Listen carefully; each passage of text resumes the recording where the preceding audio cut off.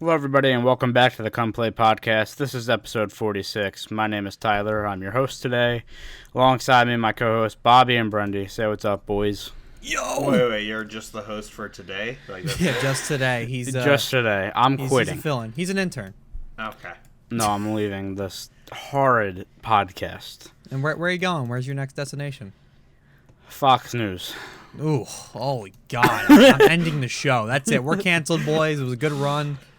Well, you know. I just had to throw... Me and Brendy were talking about Fox News before the podcast, so I figured missed I'd that bring it back. discussion? And Oh, you boy. did. Damn it. This is what happens when you... We were talking Get about stuck in rush hour. we were talking about major media in general, not just Tyler Fox never News. talks politics and media, and of course, I miss the one time he does. It wasn't much. It wasn't. Calm down. It wasn't politics. I don't care. It's more than we'll ever get out of him ever. Well, I was here for it. And I'm you smart. Weren't, so I know. I'm pissed. Somebody who always talks politics, our boy Zick. He's out today. Injury report says he's going to be out for about a week with a ruptured rectum. So we'll see if he'll be back next week. Not sure yet. Because he was out last week too, but he joined us late. how does he poop? He doesn't. Yeah, he doesn't. He's Just kind of he's builds clogged. and builds and builds. He is. The pipes are about to burst. It's literally just Pipes like are about to burst. it's like held in until like it gets fixed, and then it all just comes out. If you guys can't tell, we're That's filling so in for fucking Zach's thought nasty. of the week with this talk, because this is what he would usually bring up. Some So, bullshit guys, like what's this. your favorite type of poop? And with that, we're going to move on to our next topic. Yeah, exactly. So today on the podcast, there's no easy way to transition from that. Nope, Today on the zero. podcast, we're going to talk about the Houston Astros situation and the controversy around that. Speaking of poop, More Speaking of literal bullshit, came out about that today. We will touch on that. we have a lot to talk about. Yeah, we do. We'll hit in case you missed it in the middle, and then follow up with a discussion on pace of play in sports with an emphasis on commercial breaks and instant replay, slowing down games. But we'll start off with the Astros talk. A lot coming out this offseason, which, you know what, like most off seasons are usually pretty boring, especially in, maybe I'm a bit biased because I'm not the biggest baseball fan, but I do like the sport, and off seasons are pretty boring usually.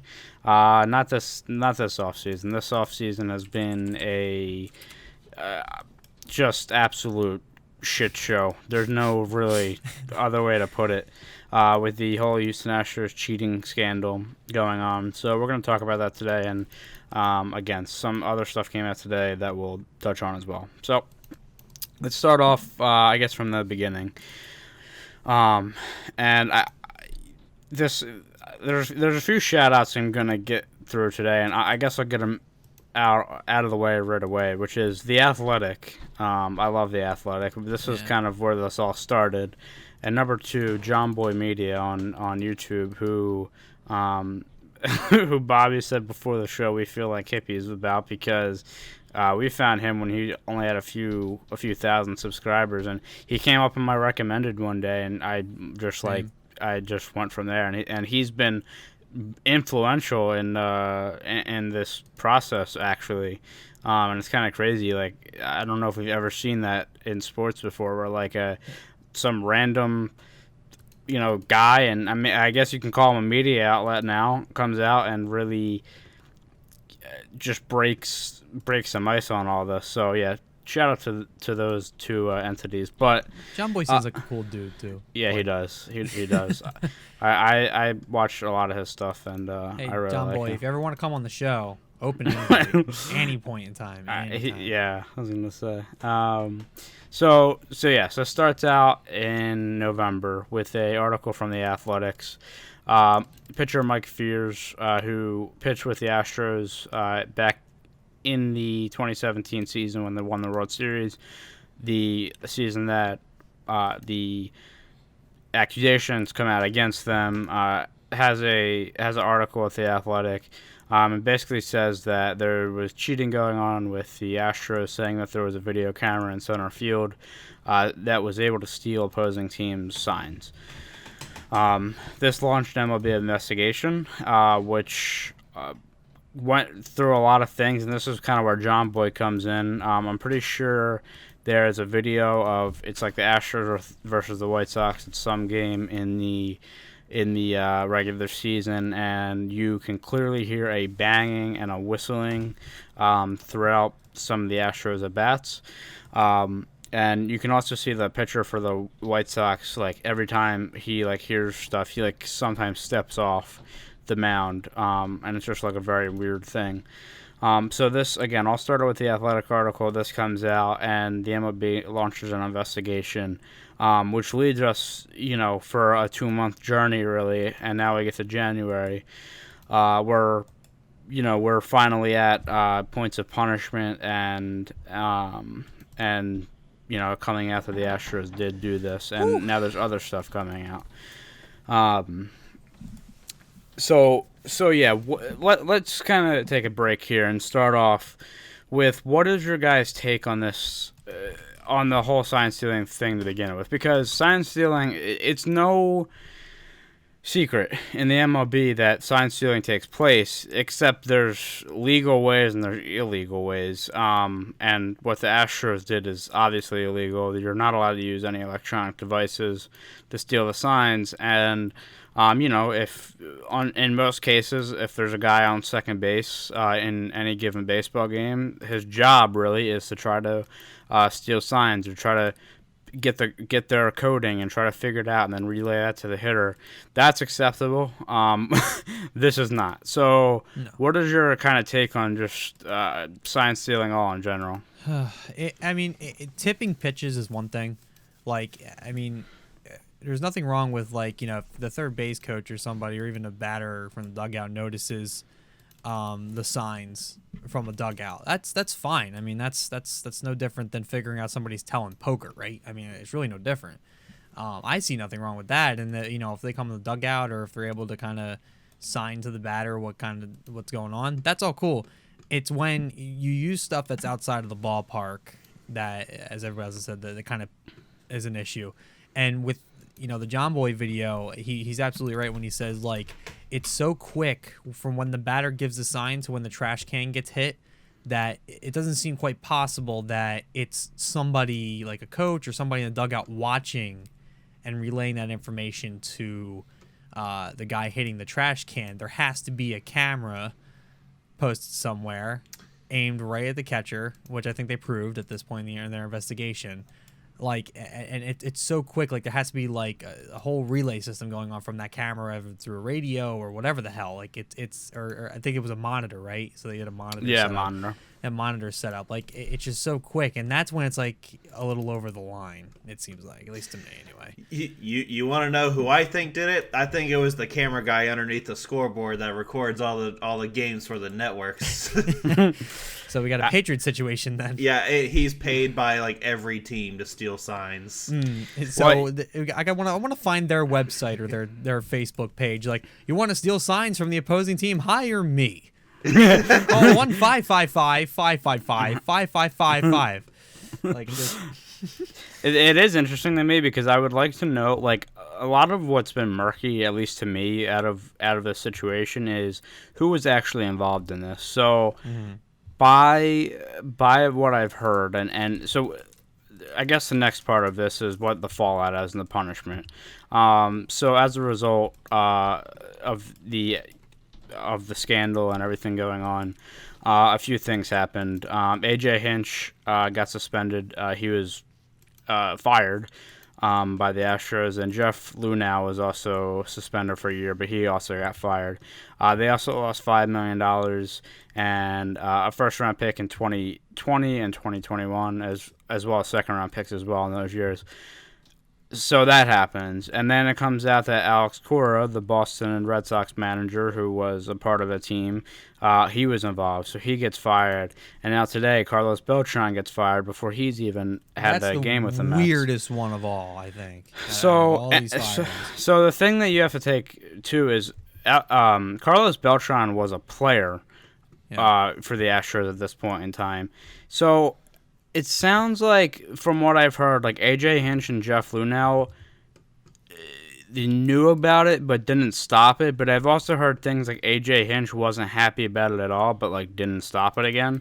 And then it sounds like the player, like, it's very murky who is actually involved. Obviously, the players, I'm not saying Carlos Beltran because he's a manager now. He was a player at the time. But the players aren't getting any discipline. It's just, the managers and stuff like that. But that's what's been really murky to me and who's actually been involved. You have guys that are on different teams now, and it's just very interesting. Sorry, you said no player, like none of the players have actually been punished yet? Yeah, so besides, like I said, Carlos Beltran, but that's because he became a manager. Okay, I'm just curious because I forget exactly what his name was, but it kind of reminds me of I don't want to like compare two completely different events, but it kind of reminds me of the 1919 World Series. If you know anything about that, that was the infamous Black Sox. The Black Sox. Well, Yeah. basically the Black Sox scandal between the Cincinnati Reds and the Chicago White Sox. I don't know why it's Black Sox, but I guess just whatever. But there was a couple of players that were like not involved in the World Series fix, but they knew about it and didn't report it. And like they went on to they went on to play the series and whatever. But the league found out about it and they said it didn't matter. They didn't report it to us, so therefore they were a part of the fix, and as such were banned from baseball. Mm-hmm. So I'm curious if this is something like this like this is happening now, if the players that know about it might get some sort of punishment even if they weren't 100% involved. Well, the entire team has to know, right? Yeah, I was gonna say they have to. I mean, I can't imagine. Like, why would they selectively choose certain players to do this with? Like, the entire team has to have known. Yeah, I mean, I think it's going to be hard for the MLB to be, like, picking and choosing guys, and maybe that's the case. I wanted to correct something I said earlier, too. I guess technically Alex Cora and Carlos Beltran haven't been disciplined. They just got fired from their jobs for their involvement, but they weren't actually disciplined by the MLB. I was about to say I wasn't really including them since like Beltran had a manager job. Like he's not like actually an active player. Especially I'm talking about like if an active player might get banned or not banned but suspended for a few months or a year or something. I mean, unless they have concrete evidence that like shows them because obviously, like, these players all knew, and the MLB knows that. Like, you would have to imagine the whole, at least the batters. At least the batter. I'm not talking about, maybe not some of the pitchers, I don't know. But I would assume that was the case. But I don't, unless you have, like, concrete evidence that you could see them being a part of it or what, like, I don't think they can really do anything about that. Every player, though, has walked by that big-ass monitor. That's what I'm saying. Like every day. That's exactly why I think that not every player knew, though, because if too many people know about it and, like, let's say, like, someone from the Astros, like, while the whole thing was going on, got traded to a different team, then chances are, they might spill the beans or something. I would disagree on the simple fact that, like, who's going to... Because, really, when you first hear this story, and this isn't the first time the Astros have been accused for something like this. Like, I mean, the story comes from 2010. Or, I'm sorry, 2017, sorry. 2017. That's where most of the incidents are being cited here. So this isn't the first time. And then there's people who claim that they've kind of been doing shit like this for years but could never really prove it, right? So you got to imagine that, like, if an Astros player comes out and says... Oh, hey, did you know we had a camera in center field that linked to a monitor inside the dugout that was trained on the catcher's signals, and then a pitcher or another player would hit a trash can to signal a pitch?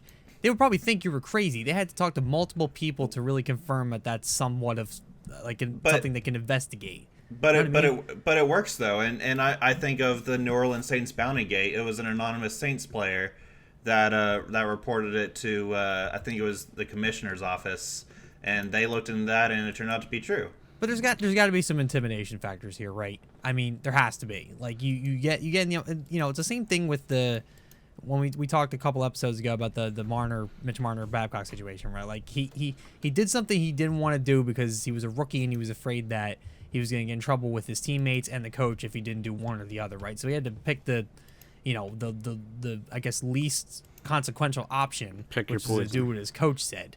You know what I mean? So I got to think there was a little bit of intimidation at, like, if somebody spills the beans, are either going to be cut or there's going to be like a benching or whatever the hell it could possibly be. This is obviously just an assumption. I don't know if they ever proved this in an investigation, but I got to think there was some type of intimidation factor there, right? Because what other there had to at least be a couple of guys who looked at this and go, this isn't right.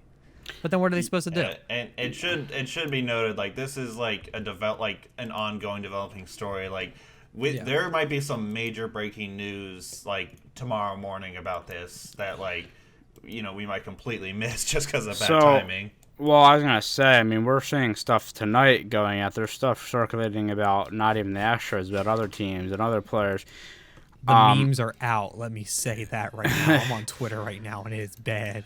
I mean, we're at the point, and it's too early to say this, but I mean, this could be this might be the iceberg tipping here for the MLB, because, like, if all this stuff comes out and all this history comes out about all this and that, like, it's just gonna keep spiraling, and it's kind of crazy. I mean, I'm hoping it's not the case, and maybe it's just like, okay, it's just this one team that's doing it, but there's a lot going on right now, and like I said, it's all rumors at this point, and all, like, so you gotta kind of take it with a grain of salt. But some of the stuff coming out now is interesting. But I refuse to believe that they're the only team doing something like this. I'm not saying every team is doing something to this extreme, but I mean, baseball has always been the sport where people are gonna have always tried to bend the rules and try and get as far as they can before they get caught. And I know we're gonna get to the punishment in a little bit here, but I mean, really, after everything that just happened and the punishment that came through, I don't think that's going to scare any other team from still continuing to bend the rules going forward. I mean, baseball is just that sport, the amount of scandals that this sport has had over the years compared to the other big four sports, like, it's always baseball. I don't think this stops. We're probably going to have some other scandal in the next 10 years. I mean, it just seems like that's the trend these days. Well, that's why I said I think the snowball effect, hopefully it doesn't happen, but it could happen. But that was my next point I wanted to bring up is, so the discipline that I talked about. So it was the suspension for the GM and the manager, the $5 million fine, and taking away their first and second round picks for the next 2 years. Do you think that this punishment was good enough? I know a lot of people were saying, like, the World Series should be taken away, like. Where do you guys do you think it should have went to that extent? Do you think this is too little? Like, what do you think it should have been? Just thoughts on it all together. What exactly? I mean, so let's look at the suspension just as it is real quick. $2 million is fucking chump change, dear. $5 million from it's still chump Yeah. change. Please give me a break. Yeah. $5 million is not even remotely enough for this. And then. So what? They'd suspend the manager and the GM for a year, but they eventually got let go, both of them, I think. Okay. Yeah. That's fine, I guess, but that's really it? That after all this garbage, this is what you come up with? I would have put a little bit of extra sauce on that. I'm not for taking away the World Series, but there had to be more than that. Come on. That's why I suggested, like, that they need to have some sort of international punishment as well. I'm totally with you on that one. Like, that is absolutely what I'm for. So here's the thing when it comes to, like, I'll say the draft. So the Major League Baseball draft compared to the other major sports, in my opinion, like, if a team gets punished and, like, gets their first or second round pick taken away, in baseball, it doesn't hurt them as much as it would for the other sports. Right. Because, okay, like, the first round pick, like, that might hurt, but here's the thing, like, in a Major League Baseball draft, in the first round, only about, like, 4 or 5 of those dudes are making an All-Star game. or even making it to the league. Or I was about to say, like, maybe half of them don't even. Well, I'm not gonna say that. I'll say a majority of them do, but there's always some that don't. But I mean, you could say that for every sport. But and the Major League Baseball draft has 40 rounds, if not more, and there's always that diamond in the rough in baseball. So it's not gonna hurt them that much for them to get draft picks taken away, or at least that few draft picks. So that's why I seriously think they should have had some sort of international penalty, similar to what the Braves got last season with their illegal signings. I want to interrupt our regularly scheduled programming because the Iron Sheik has weighed in on the whole situation. And I just want to read this real quick. Jose Altuve and Jabroni Astros know that buzzers and trash cans can't signal them when Camel Clutch coming to make them cry like little baby. I just felt like that needed to be added for some reason, but yes. I think the people kind of saying that the World Series needs to be vacated, like I don't think it needs to go that far. I mean, I will say now that all this has come out, there's definitely going to be an asterisk next to their World Series, and you know. Maybe not going to say maybe that's enough because that's not, but I'm saying like maybe people just don't take it as serious. I don't know, but I think that's a little far. I think that I really don't know what the punishment is, and I don't think this is enough. I don't. I think, as Brendy said, I think there should be some international punishment, but I don't know what that line is, and it's very, like I said, murky because of all the players. You know, none of the players are getting disciplined, and you don't know who is involved in this and that. So I don't know, but like I said, I think this is not enough. Well, let's entertain the notion of the World Series for a few minutes. Let's rationalize this. So let's discuss pros and cons of taking away the World Series. Okay, so I mean, I would think any team would learn their lesson after getting a World Series taken away. I mean, sure. that sucks. And sure, they can't market it, which is great, but for the at least near future, no one's gonna forget who raised the trophy at the end of the season. Like, that's what I'm saying. That's the thing. Now, I'll say I'm forgetting their names. The guys who usually are on the Yes Network who have been doing a lot on this situation. Yeah, I don't know who they are, but I know who you're talking about. I forget their names. I've been watching them a lot during the situation because they've talked to Buck Showalter a bunch of times about this. And yeah, they've talked a lot, so they've been interesting to listen to. So one thing he did say though, which is interesting, is like, okay, let's say 200 years from now, okay. We're going to be dead, but 200 years from now, somebody looks back in the MLB history book and, you know, list of World Series champions. Let's assume Wikipedia is still going to be around and you find a list of World Series champions. There's going to be a vacancy. And then people who might not know, because, I mean, 200 years is a long time. Like, imagine somebody talking about this situation 200 years from now. Like, they're going to do research and they're going to find all this stuff. Is that a good thing or a bad thing that there's this vacancy and then they go and find this scandal again? You know what I mean? Like, is that a good thing for the Astros? Like, because they're going to find out quickly that the Astros won the World Series of 2017, but yes, there is a cheating scandal behind it. Is that a good thing or a bad thing? I don't know. I mean, for at least for our generation, like at this point, you were saying before, like at this point, it's kind of etched into history. Like you've seen them win the World Series. Like, you have merch out that they've won the World Series. Like, you can't deny that they won the World Series. I mean, if you're talking, like, all that years later, I think, like, I don't know. Because I do think taking the World Series away is a lot. But in the same token, I mean, they did break one of the biggest rules, and it gave them a clear advantage. This is one of the biggest scandals in baseball history. Like, let's not shortchange it. This is up there with the Black Sox scandal. It is. I really think it is. So here's an idea I was thinking about.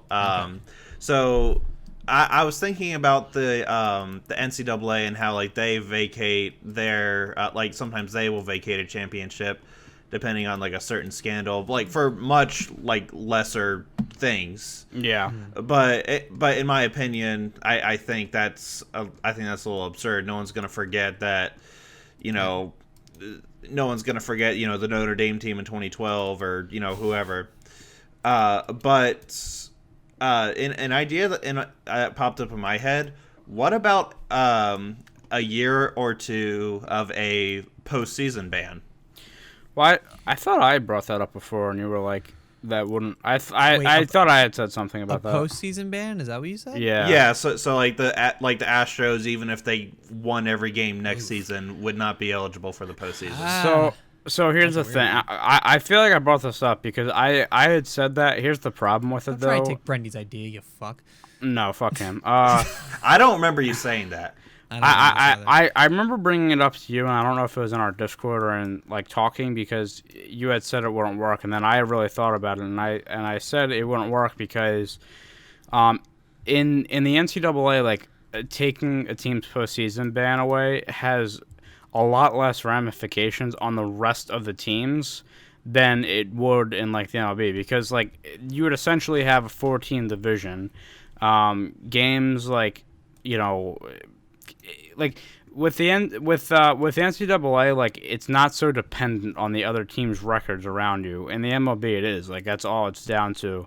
So I don't know. I just feel like that wouldn't really work just because it would have an effect on the other teams. I disagree. I think if any of the other major sports, I would agree. But I think in baseball though, like very few teams make the postseason anyway. Like there's only you know you have your division winners and then you have you know your wild card teams, but that's it. So go ahead. But that's a thing though because say the Astros get a postseason ban, they win their division, but they can't go in.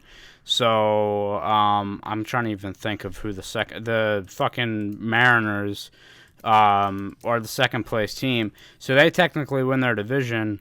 And then the wild card team plays them, and it's a lot lesser of an opponent. So that team gets a cakewalk because of a postseason ban that had no effect on them. Why is it a cakewalk?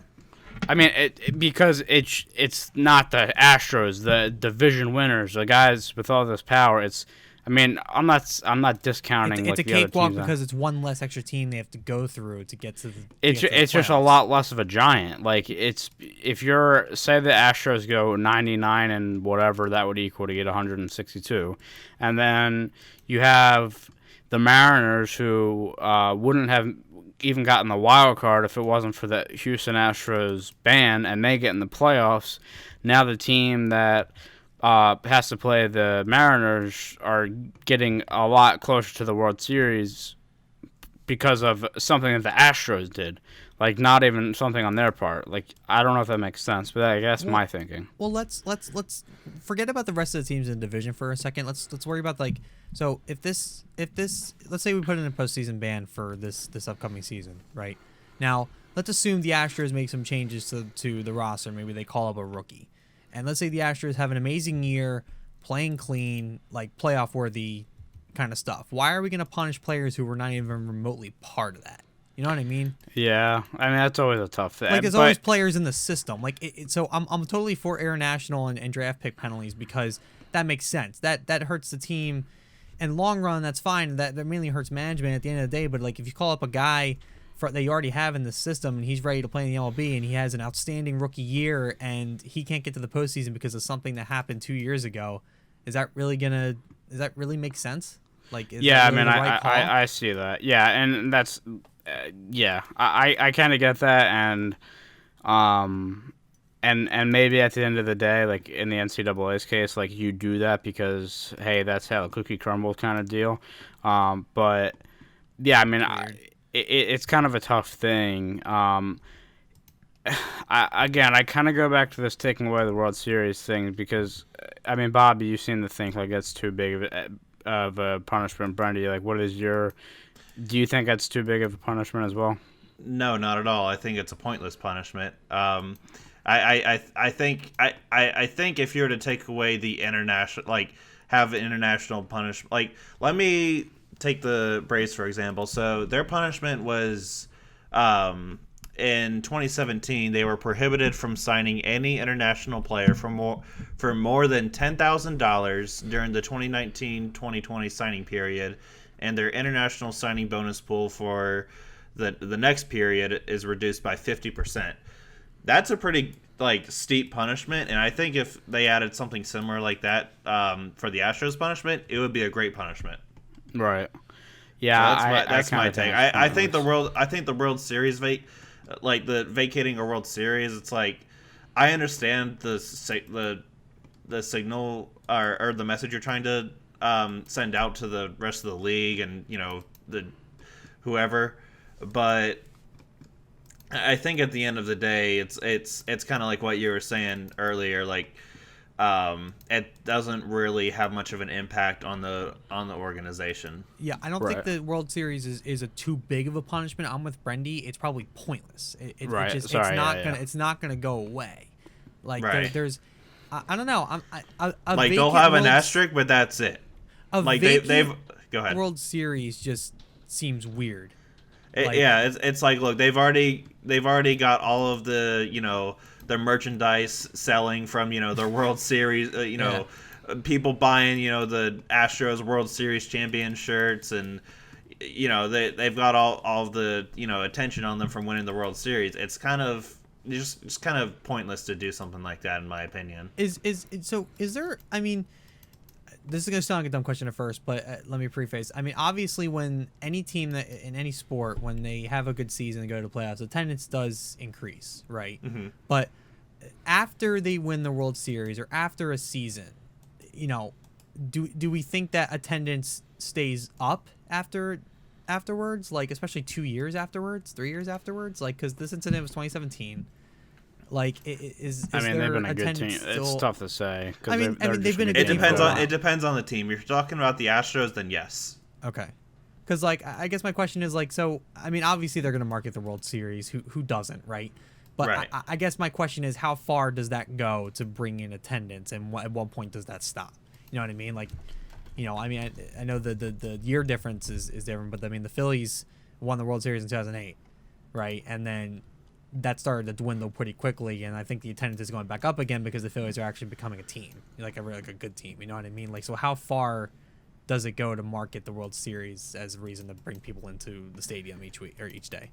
Well, okay, so I guess my question so the Phillies won the World Series. Did they keep their core after their World Series win? Most of it, I would think, because Howard still played for a bit. J-Roll still played for a bit. Utley was still on the Phillies for a while after the fact. Yeah. For the Phillies, it was more of just they were aging. Yeah, that was most of it. So. About to say, when Utley was actually a good player for the Phillies. No, yeah.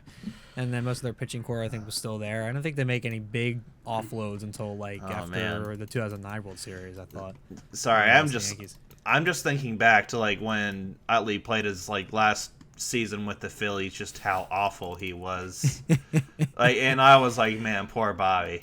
Man, but it's sad to see him get like any old player who's been loyal to your team for so long. It's sad to see someone like that go. To be fair, it sucks. And he ended up pulling some shit in LA anyway. So whatever. Yeah. So let's take a team like the Miami Marlins that struggle to get 12 fans to a game.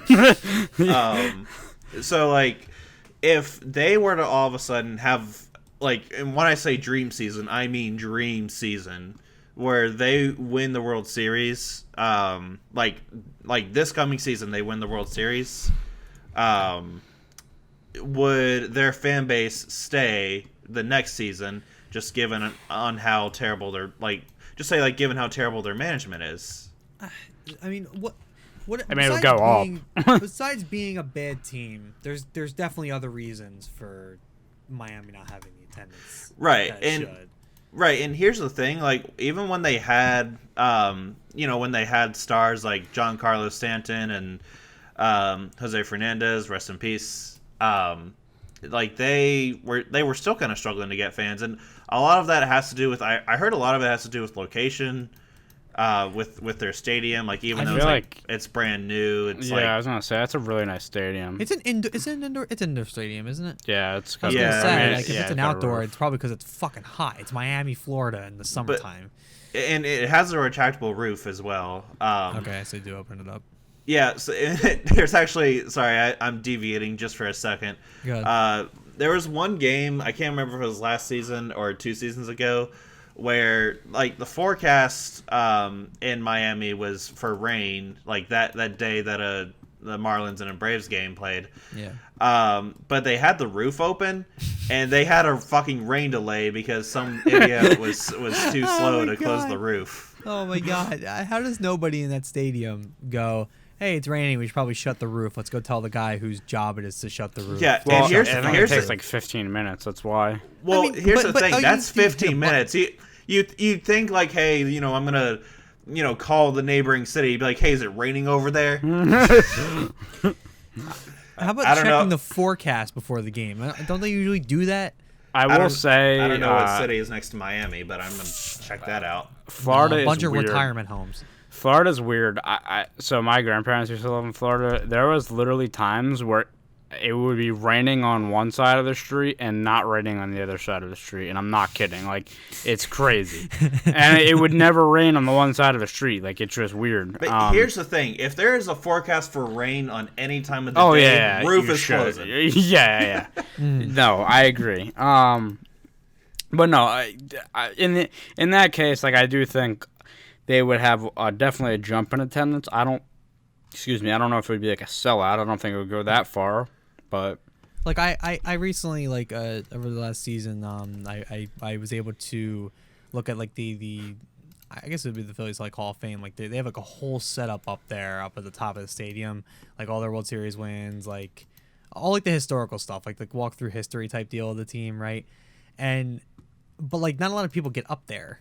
Like really, the only marketing they do for a 2008 World Series anymore is that the pennant's there. You know what I mean?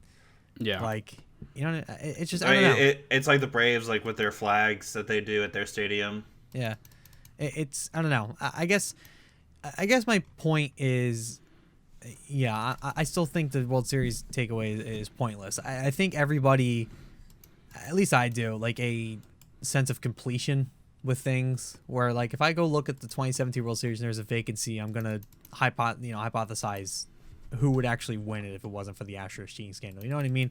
Like, I do believe the Astros still had the skill to win it clean. It's just That's the sad thing. yeah. I think that really, that's look at the that case team and too. tell me that that's not a World Series team. I mean, so I have some stats here I want to bring up because once the whole allegations came out and stuff started, going off and popping off, a lot of people started to deep dive into stats.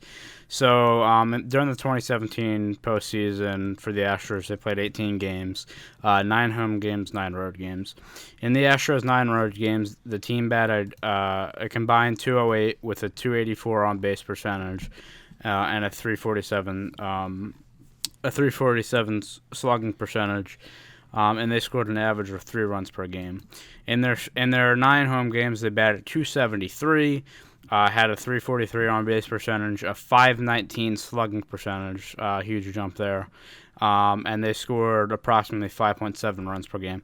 Look, is there a chance that those stats, maybe it's just home field advantage? Of course, but they also, and I couldn't find them, so I apologize, but there was also stats for the regular season as well, that was the same thing. They played so much better at home than on the road, and just some of the individual stats. I mean, Jose Altuve, this is my favorite one, batted 143 at home and 472. I'm sorry, 143 away and 472 at home. So yeah, I can't look at these numbers and go, oh yeah, this would have happened without the trash can. Like I can't bring myself to say that they like. Look, again, I still say the skill is there, that they're an absolute monster in the postseason without all this garbage, but no, like knowing pitches is a big deal. Knowing the signs is a big deal. Oh yeah, like I mean, there's a big difference between a 100-mile-per-hour fastball and 86-mile-per-hour especially when slider you're and sitting expecting it, right? Like I mean, Yeah. you look at some of the footage and something that I didn't even think about until recently. Like watch their hesitation.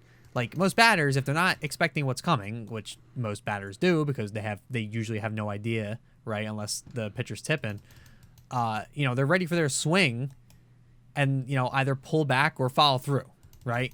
But if you know what pitch is coming and you know that it might be a ball, why are you gonna move? You know what I mean? And it was someone was like, "Is there any hesitation?" Like I didn't go through the footage and actually look at it recently, but it was something that somebody brought up, right? It's, dude, like if you knowing what's coming, you know what to do. Like, I don't know. It's a bit. It's just that's it. That's just I don't think there's any way around that. So sorry, my chair is as squeaky as Brendy's usually is. Oh my god, we're gonna call it the Squeaky Chair Podcast at some point. I mean, this is just getting ridiculous now. So the next thing I wanted to bring up was a lot of reports came out today about the 2019 season and the postseason for them against the Yankees. There was some stuff that came out, and Jose Altuve was at the top of that. So in Game 7, I believe it was Game 7. Maybe it wasn't. It was a game that sent them to the World Series on a walk-off by Jose Altuve. And it's kind of crazy because Aroldis Chapman is the pitcher on the mound for the Yankees. And Aroldis Chapman is known for, I mean, he's one of the hardest throwers in baseball, like, ever. Like, this guy throws like 104. And then he has his off speed, which is about 87, 88 maybe. And like, of course, you can guess what pitch is coming at any point in time, like, whatever, and kind of sit on it. But like, I just watch how he like sat on this pitch, and I'm pretty sure like he might have been down on the count or it had 2 strikes. So why would you be sitting off speed? Like, it was just kind of crazy. And just I watched that swing, and look, it might just be him being good, but watching that and just hitting it out, and like I said, all these reports came out today because apparently the Astros introduced a buzzing, or there's a possibility that the Astros had a buzzer system in place. Oh my god, please talk the details. I need to just hear every bit of this. I was unfortunately traveling today when this all broke. I need to hear this. I think this is going to be more ridiculous than the goddamn camera. At least the camera is common sense. This is just so beyond all of that. Please, I want to hear the timeline, please. So again, it's all speculation at this point, but there is a lot of clips that show possibly a buzzing, like a wire, or like a what's it called, like essentially like on the jersey where you can kind of see something maybe behind it, like as if they were being mic'd up. Yeah, essentially, kind of something like that. Yeah, there's a lot of clips like that, and there's just kind of a lot of like really, more than anything, there's just a lot of suspicious activity. We have a clip here from, so again, to set the stage for you, this was Jose Altuve's walk-off home run in the game that sent them to the World Series. And the first clip we have is after he hits it. He briefly celebrates with his teammates, which we'll get to in a second, because there was something big with that. Actually, no, I need to get to it now. What am I talking about to set the scene?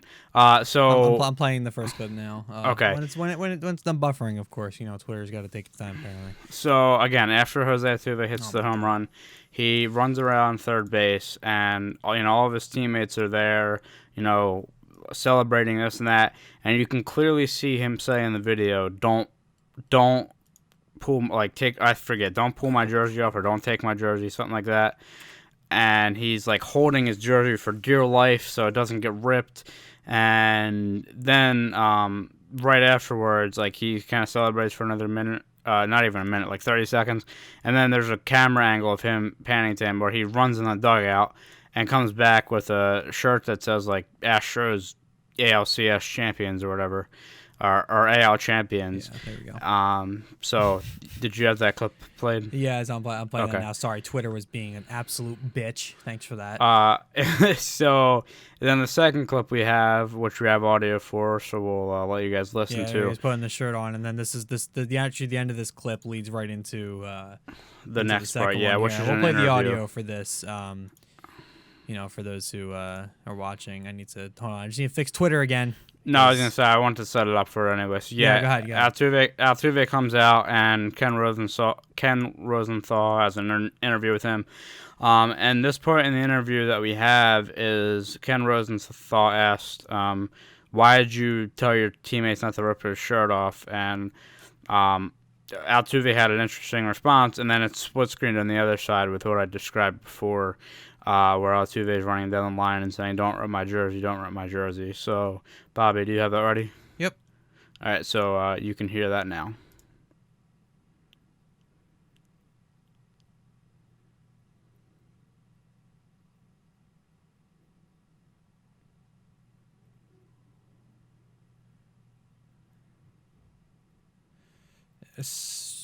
So I remember before the cheating scandal broke when this happened, and I remember it was like just something funny that everyone was laughing about at the time. You know what I mean? Yeah. It's a I don't know. I don't know what to think of There this was now. something too, I can't remember it exactly, but Alex Bregman, their third baseman, he was like asked on a panel one time, like, how did you know that pitch was coming? And he gave like a really smug answer. He was just like, I don't know. Maybe I just knew or something. And then and everybody's looking back at that now, like, are you kidding me? Like, really? Now that we know all this cheating happened, so yeah, it's a bad conspiracy, situation. man. Yeah, it's a bad situation. I don't even know at this point. Like, But again, the snowball effect that's happening, and we have some stuff that we don't know if it's true yet. We really don't. So the other thing that came out was, and I don't know if this led to Beltran's firing or something, but there was a tweet that went out by an account that claimed to be Carlos Beltran's niece. It came out that it's a burner account or something, but then we're back to the burner accounts. Yeah, God but then damn I was it. gonna say, I'm sorry. It came out that it was not associated with them, and then another player came out and said that was a burner account. Like, it was just this whole accusing everybody this and that. Then something came out with Mike Trout with I believe it was the son of the third base coach for the Mariners. Something about how it started off with the thing with the Astros. This is how it all started. There was a conversation saying that basically the third base coach for the Mariners knew about this. And there's an incident in a game where against the Astros where basically him and Hinch got into like a screaming match because he was basically calling him Bush League and this and that. But then with that, I'll read it directly. It's from actually an Instagram comment. It says, "If you want to read something better, Mike Trout takes HGH for a thyroid, in quotation marks, condition. It's a loophole he found, and the MLB doesn't make it public because they don't want fans knowing their best players on HGH. But people within know. Thought you'd appreciate this since you're a Dodgers fan," and I guess whoever he was talking to. And again, that could be false. Like, we don't know, but this is what's happening. All these rumors are circulating. And how bad does this look for the MLB, man? It's not good. Real quick on the topic of the buzzer with the Astros and the Altuve situation. So I can understand him, I guess, saying that, "Oh yeah, they ripped my jersey, my wife will get mad at me." But it was so bad that you ran to the dugout to get a shirt. That's what gets me. Like, if he would have just said, "Don't rip my jersey, don't rip my jersey," and just went right to Ken Rosenthal right after that fact, and he has that same question, it would have been a little more believable. But the fact that he ran to the dugout to get another shirt is just weird. Like, real. Is she holding a gun to your head? Like, what? Not what to the mention, hell, dude? You just hit a walk-off to send your team to the World Series, and if you watch that whole clip, he does not seem excited at all that he did that. I don't know if it's just Did he jostle it loose with his sling? Like, what? He oh good, my team's going to the World Series. He's just jogging around like any old home run. He was very weird to me. It's very suspicious. Weird. Yeah, but shit is hitting the fan in the MLB right now, And like I said before, this all could be rumors, but there's a lot of this controversy right now circulating your sport, and it's just not a good look either way because it just really taints the image of baseball. Well, let me ask the question. Okay, is this actually going to hurt baseball, or is this going to be something we're gonna talk about but not really do anything about? Until the cows come home, kind of thing. Like, are we really think we're going to see something changing next season? Do we really think that? I mean, it's a tough question to answer right now because obviously we have the 2017 season with the Astros where punishments have come out, but it is fresh as of today with the whole thing with the 29 thing, the whole 2019 thing, the whole thing with Carlos Beltran, everything with Mike Trout, like. It's very new, so it's hard to say. Like, as of right now, I would say no. I mean, it's not. I shouldn't say no. It's not going to be that bad. Like, it's like, okay, you know what? This was a pretty bad offseason, but we had our punishments. Let's move on. It was one thing. But then you have all this other stuff coming out. Like, it's just, that's when it's going to start getting bad, and that's when it is going to affect the MLB. Because what happens is more stuff comes out, people start to question the integrity of the game. But is it really going to get to the point where people are actually going to stop watching the MLB? Please. No, I don't think so. But you and Brendy are definitely more baseball watchers than me. Like, are you really going to stop watching because of something like this? Like really? Like, no. Where do you? No, I wouldn't stop watching, but I think it just I don't think people would stop watching. Actually, I think people I think it's going to be half and half. Yeah, because I feel like people might watch more because it's like, look at this shit show going on. I think you may lose your some of your hardcore fans, but then over time, I think it's going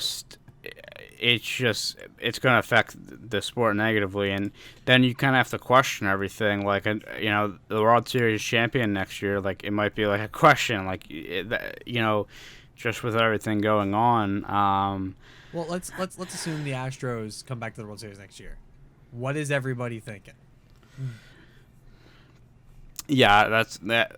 What's everybody gonna, I mean, at this, with them letting go their manager and stuff like that, and most of those guys, I guess the quote unquote masterminds that sounded like they were behind it, gone. I don't know if in reality you could really be like, okay, they're doing something wrong, but people are going to question it just because of the Astros, Yeah. Well, I mean, I gotta have a base here to compare it to the Pats and Spygate. And them still continuing to be a dynasty. Everyone just constantly accuses them of cheating, every time they do anything good. Like, accused of cheating. But I don't think the viewers go away. I think if anything, the fans are gonna watch just to see them go down, and I think it's gonna be the same situation with the Astros. Like, look at how everybody rejoiced when the Patriots lost in the wild card game against the Titans. Like, everyone cheered to the moon about this, right? Are we going to see the same thing with the Astros, where if they don't make the postseason or they lose in the postseason, that there's going to be people dancing on their grave? I mean, I think a lot of the baseball is an interesting sport because it's always talked about, like, you hear like the term like baseball purist or like pure that, like, whatever with baseball, and it's America's game and whatever, and it's like. It's very different from the other sports, and I think because baseball like has a lot of casual fans, and maybe that's where they're lacking right now. But baseball also has a lot of hardcore fans, and that's where you're gonna be. You see those big. I don't know if changes are the right word, but see the biggest effect there, I guess. Man, it really is America's game, corrupt and unorganized. You love to see it. Love to see it. Shots. I'll say this. Baseball is definitely America's game because there's really no such thing as a bad day at the ballpark. Really, like, if you're a casual fan, you go to a ballpark and it's a nice day out. Like, even if you're not totally watching the game, I mean, whenever I go, I'm paying attention to the game and judging my entire team from afar. But you take anybody who just wants to go out. It's a nice time, man. I mean. Here it's for Citizens Bank Park, and it's a nice ass ballpark, man. I mean, it's just that you can take anybody there who's even not a not really a big fan, and they'll still probably have a good time. So Yeah, it's about the experience. I mean, I will say that is the case, except when like it's raining. It's the worst thing of all time. It sucks. I was at Camden Yards, and there was a torrential downpour when there was like 8 of us there. So that was not fun. Yeah, it's like I've been to like the last baseball game, or one of the last baseball games I went to. Like it was just raining the whole time, and it was miserable. We were just soaked, no cover. Like, Yeah. But no, I think I to answer like your original question with this, it's hard for me to know because it's so early on. Like Brendy said earlier, I mean, something could come out tonight, tomorrow that's huge and it's groundbreaking. Like, we just don't know because. Go ahead. I was just gonna say, here's the thing. This all like all the news stories that have come out within the past couple weeks or so about all this, like we don't know. Like this could also just be like the last major news story that comes from this. Right. Yeah, like, you're right. Because you were saying earlier, like this could be like not just a Astro scandal, but a baseball scandal. But we're not gonna we don't know that. Like it could end like right now. Well, You're right. Let's say that. Okay, so I'm gonna safely assume that these new stories coming out were not a part of the original MLB investigation. Otherwise, we would have heard about it a lot earlier. Yeah. So does the MLB now have to investigate this? Yeah. And So then, that's a and then if they thing. if they do, and they find again the Astros were guilty, then what the hell do they do? They're got to punish them again. Yeah. And then how far are they willing to go this time? So Like I said, playoffs. I still can't get on that train yet. I can't. I think it's going to take some extra convincing for me to hop on that train. Okay, let's say the owner of the Houston Astros murders a man. How about that?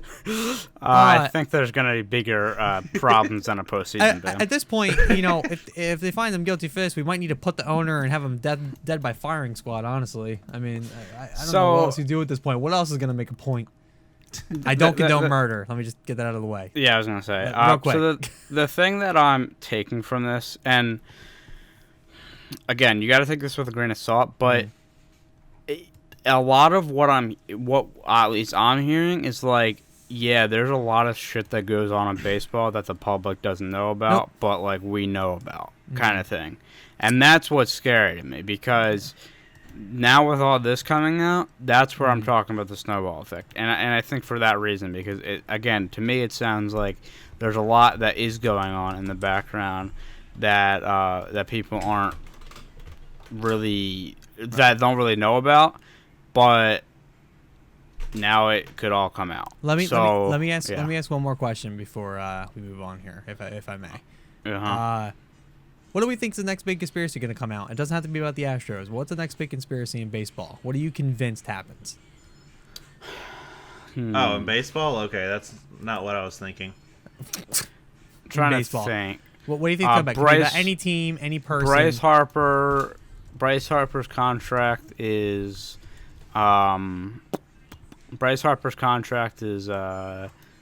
has to be revoked because I don't know where I was going with that. I was trying to make a Bryce. You were making that up on the fly, and you just. I was. Leave the Bryce Harper talk to me, bud. Yeah, I ahead, really Brendy. will.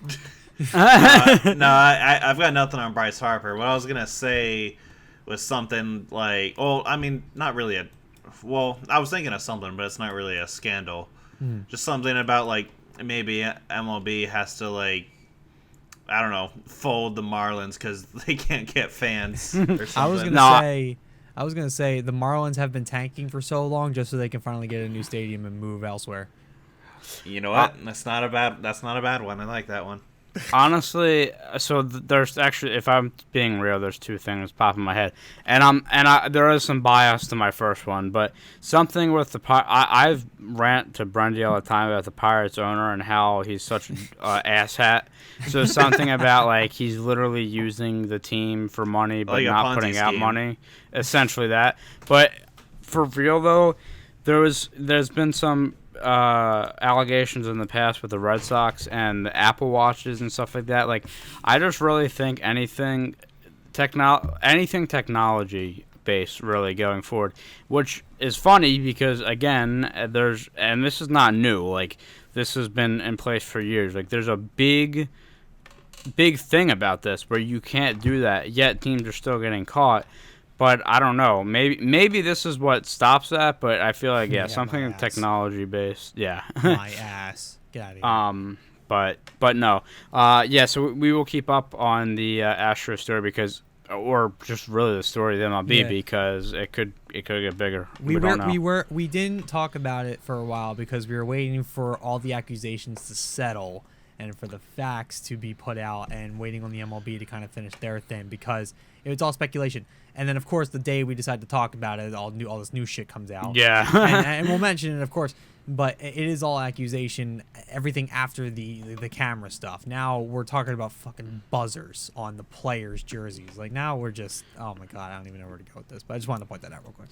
No, I did, for sure. For a while it was that, but last week, again, with the punishments, or I think it was earlier this week, we finally decided to talk about it. But that'll wrap up that segment, and let's move on to In Case You Missed It. I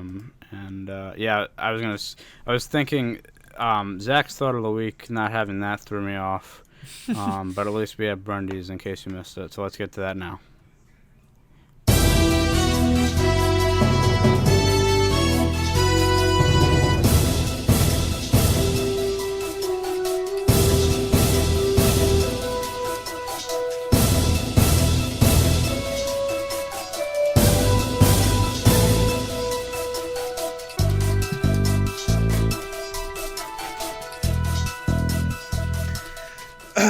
All right.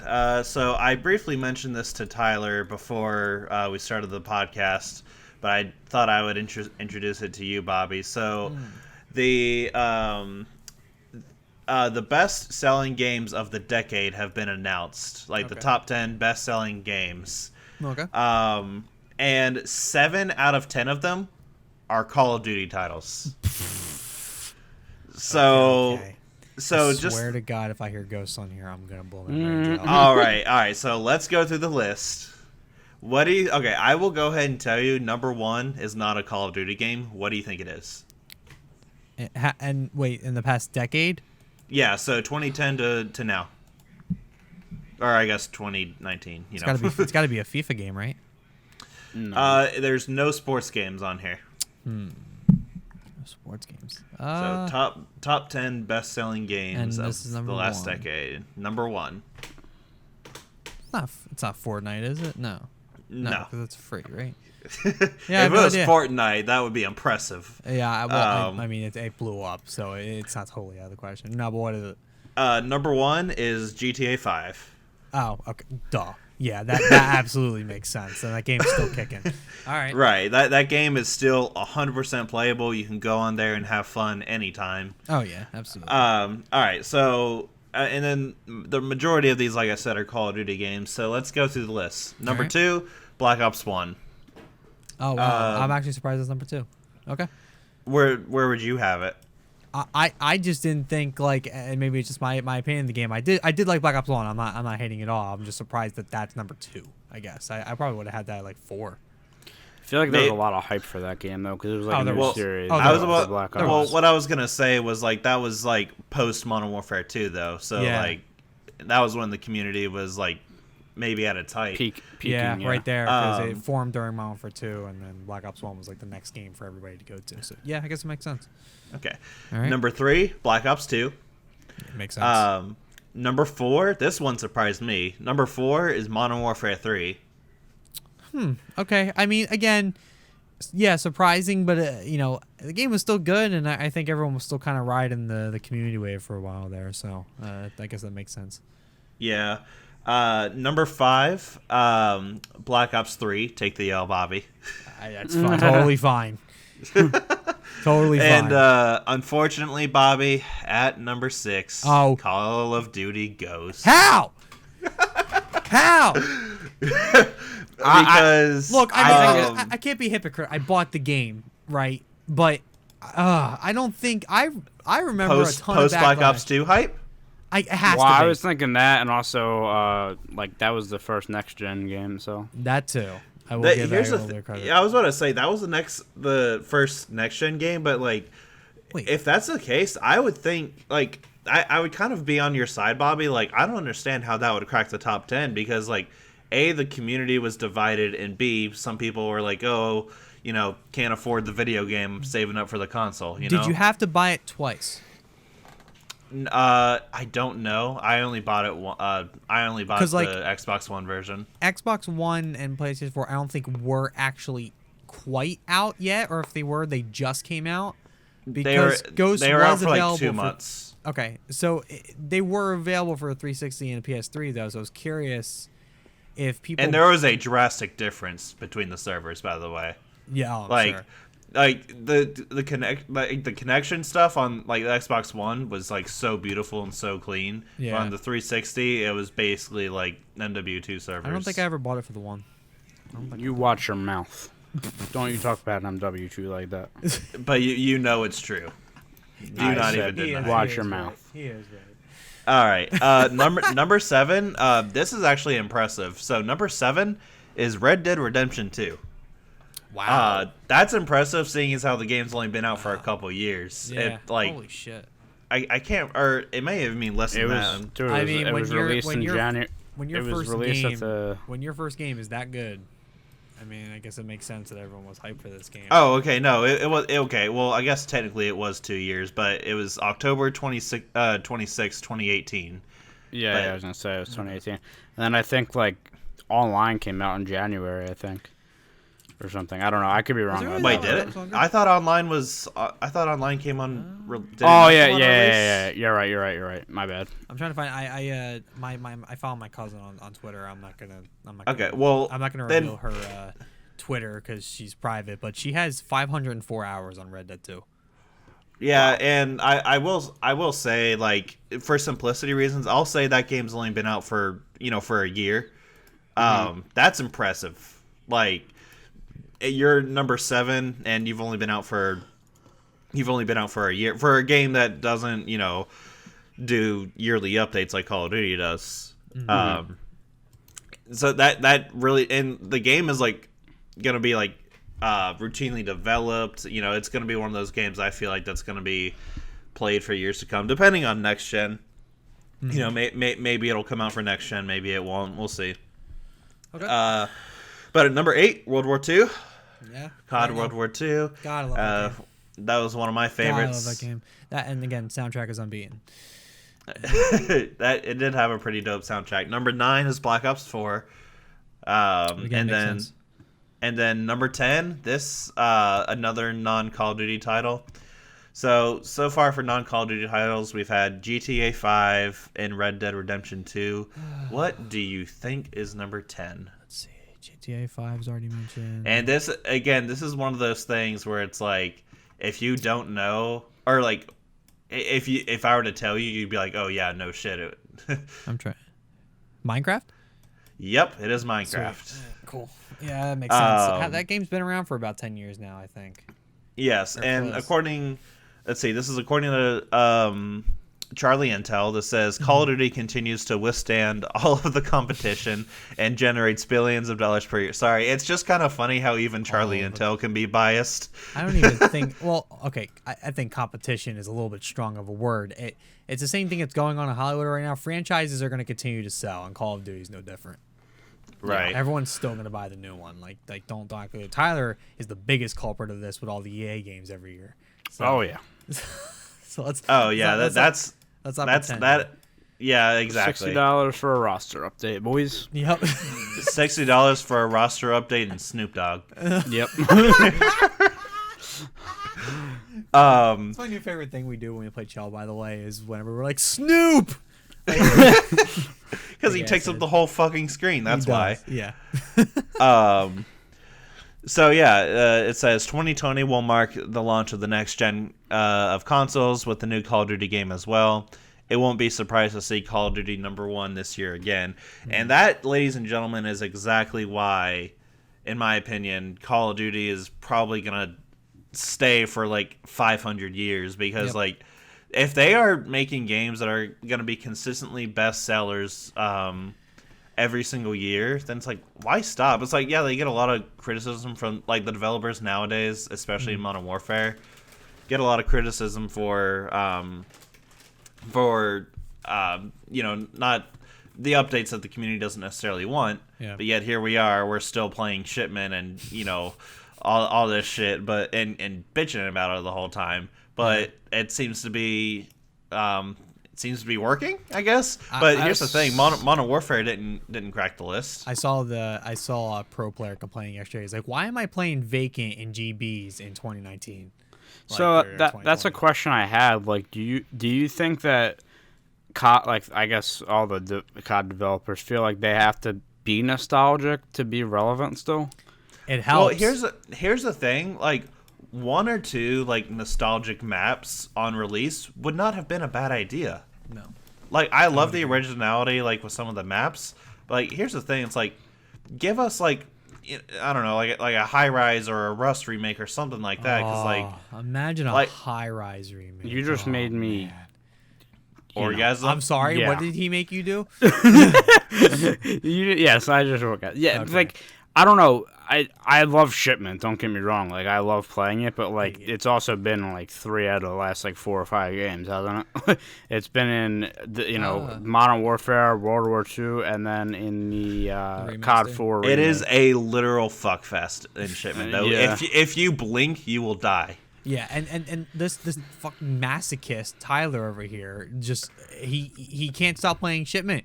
Every fucking time we play Modern Warfare, I mean, let's play Shipment. He enjoys the pain. No, I'm literally just sitting an there XP. spawn dying, That's and what I literally want to kill myself IRL. And Tyler's like, "This is fun, guys." No, I'm literally an sitting XP. there, oh that's yeah, why. totally. I'm spawning in my own pool of blood and dying again. But yes, it's fun.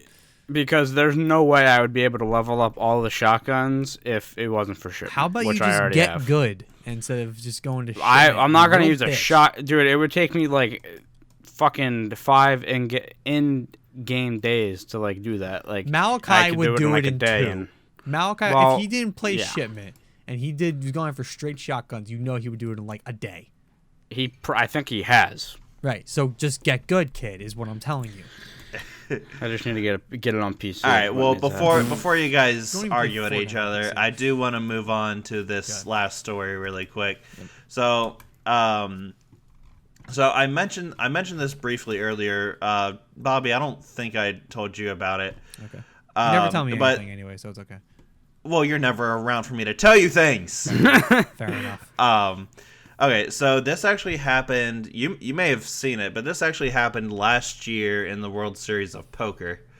So let's say, okay, the three of us, we can all play poker, hours on end. Oh yeah, and we did. and have, yeah. Crazy. Right. So this happened in the 2019 World Series of Poker. I think there was like I don't want to say like I'll say 15 people left or so. There may have been a little bit more or a little bit less. I can't remember. But there's 15 people left at the main event. And then there's one table like with about like 6 people. Mm-hmm. And the hand starts, and one of the guys, I think he was under the gun, but he announces all in. He has pocket queens. Okay.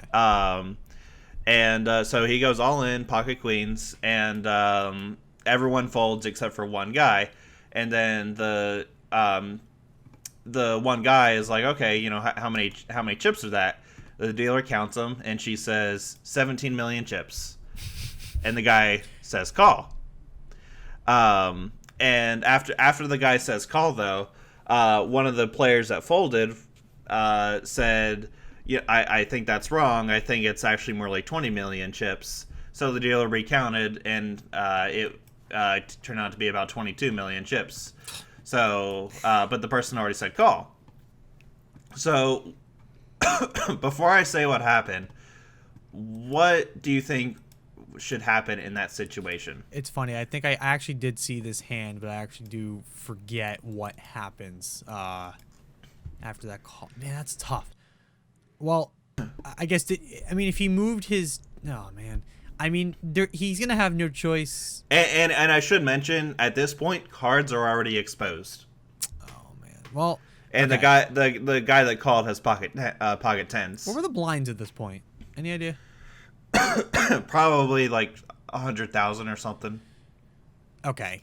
I don't know exactly. I mean, well, I was gonna say, even if it is like 100,000, 200,000, something like that, or like 1,500, like if you're calling 17 million on, I'm assuming pre-flop, I don't see why you wouldn't also call 22. Well, I mean, rule check. Obviously, he's not gonna be able to call unless he puts in the exact amount of the all-in. I mean, just on a rule basis. But I would say that he should at least get another shot at it, I guess. I mean, what did he play with, or what did he call with? So it was pocket queens versus pocket tens. Pocket tens. Oh man, I mean that's still a good hand. And after the cards got exposed, that's when the guy that called was like, "Wait a minute, that's not fair. This should be voided because the dealer announced the wrong amount of chips." Well, let me ask this question. Let's say you're that guy in that position and you have pocket tens, right? And this is before the cards are exposed. A guy goes all in with 17 million chips. What range do you think he freaking has? Like, it's got to be aces, ace king, kings, queens, or jacks or tens. Like, has right. to be. And an all in call, like under the gun, like there's still like so many people. There's still so many people that are going to go behind you. Right, like, give me a break. Like, I mean, you knew what you were probably going to be going against. And pocket tens is not a bad hand. Obviously, pocket queens pre-flop is better. But I don't... Why wouldn't you call that? You know what I mean? Right. I don't know exactly... I'll just say player B. I don't know exactly what player B or how many chips he had. Mm-hmm. But clearly it was clearly enough to cover the...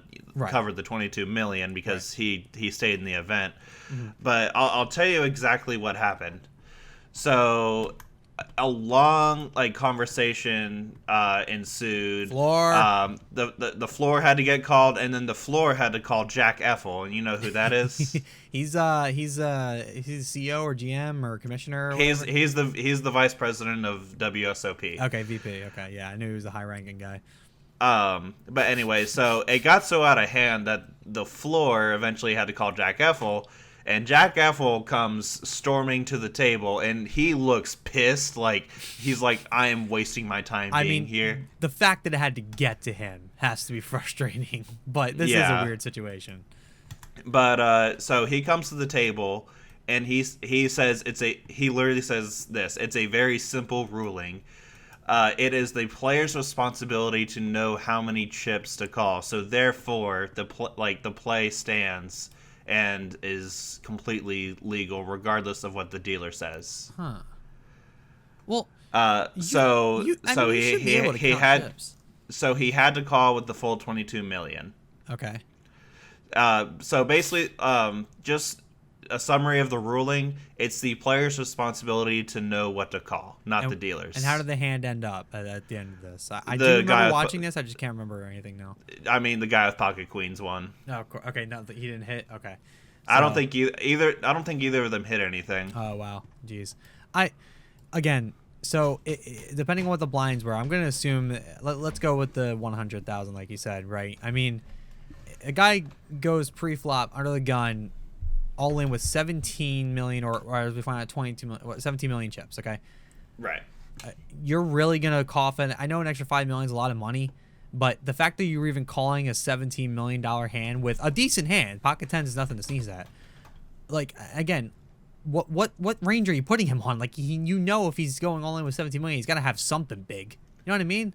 Like, right. That's confusing. Like, I would have probably stuck with my call, honestly. I mean. Yeah, you either hit or you don't. Yeah, and I mean, like, I will say, like, they are very close to getting to a final table there, and like they have already made a lot of money. Right. Yeah. At that point, I'm making the call. I'm taking the risk. I'm trying to win the thing. Yeah. Again, and it's like, okay, so that's what I don't get here. Because people, like, with like 20, like I'll say 20 people left, like people are not going to go out like flies like they do on day one. No. It's like. And it's, again, that's so weird to me. Like, you want to take back your call because it's 22 million, not 17 million. I think he was just trying to pull a fast one because he saw what he was actually up against. He saw that he was down. So he tried to challenge ruling. But again, I mean, seriously, what do you think he had? Like, you knew he had something good, and you had pocket tens, which again, good hand. But if someone's going all in under the gun, 17 million or 22 million, you know what he has. Give me a break. You can put him on a pretty set range. No way he's bluffing that all in. You know he has something that could probably beat you. So, I mean, I think he made the right call to call that hand originally. And, you know, I probably even with the 22 million, I'm like, oh, okay. And I guess to comment on the ruling, it is kind of the player's responsibility. I mean, you can ask the other player to count for you. That happens a lot. But I mean, for players who have definitely played live, like all these guys have, like a bunch of times, you should be able to kind of give a rough estimate based on their stack. And there's poker etiquette about keeping chips at like stacks of 10 or 20 so that players can look and see kind of what you have. So yeah, the dealer messed up, and you know, it's nice to have the dealer count for you, but the dealer did mess up. But really, at the end of the day, it is kind of your responsibility to have a rough estimate of what he has. You know what I mean? Right, and that's what I would say. I did ask Tyler about this, and he, Tyler, you agreed that you agreed with the ruling, right? Yeah, I think that as Bobby said, like he was just kind of making up an excuse because he knew he was probably gonna, or you know, possibly gonna get beat. Yeah. So that's kind of what I said, but yeah, I agree. Like you should kind of know, especially these guys like who are playing as much as they do. Like, not to mention that. So yeah, I agree with the ruling as well. Like the World Series of Poker is a big buy-in tourney. Like this isn't just it's a $10,000 buy-in. Right. Yeah. Event. So that immediately like weeds out like any of the you know, smaller guys that just kind of play in the local casino, like the smaller stakes, right? Like these are guys who absolutely put time and effort into poker. He should know. Most of them probably play poker for a living. Yeah, most of them probably do. And I mean, a lot of they're probably in multiple events as well. Yeah, and I mean, you know, on the poker community, I mean, the moneymaker effect is still there. Like, you know, everybody kind of can play poker now, and most of the players that you see nowadays are players you definitely have never heard of before. You know, I mean, some of the familiar faces are still around, like Phil Ivey and Daniel Negreanu, but you know, but these guys for a 10,000 buy-in tournament, yeah, you're not going in there saying, hey, let's give it a shot. No, you definitely know what you're doing. So I'm with the ruling here. Yeah. Okay. Well, we'll go ahead and move on then, Tyler. Alrighty. So, a topic that's been on our minds for a while with a lot of frustration and anger. Brendy, I'm so excited for this. You have no idea. So this has kind of been something that's been on my mind for a few years, and it starts with football because I am tired of watching football games that could be done in about an hour and a half and 2 hours, and actually in reality take 3.5 hours because of a lot of dumb bullshit. And not just football, but other sports. But this really came to light because the Red Zone channel, shout out, Scott Hansen, the host on that show, awesome guy.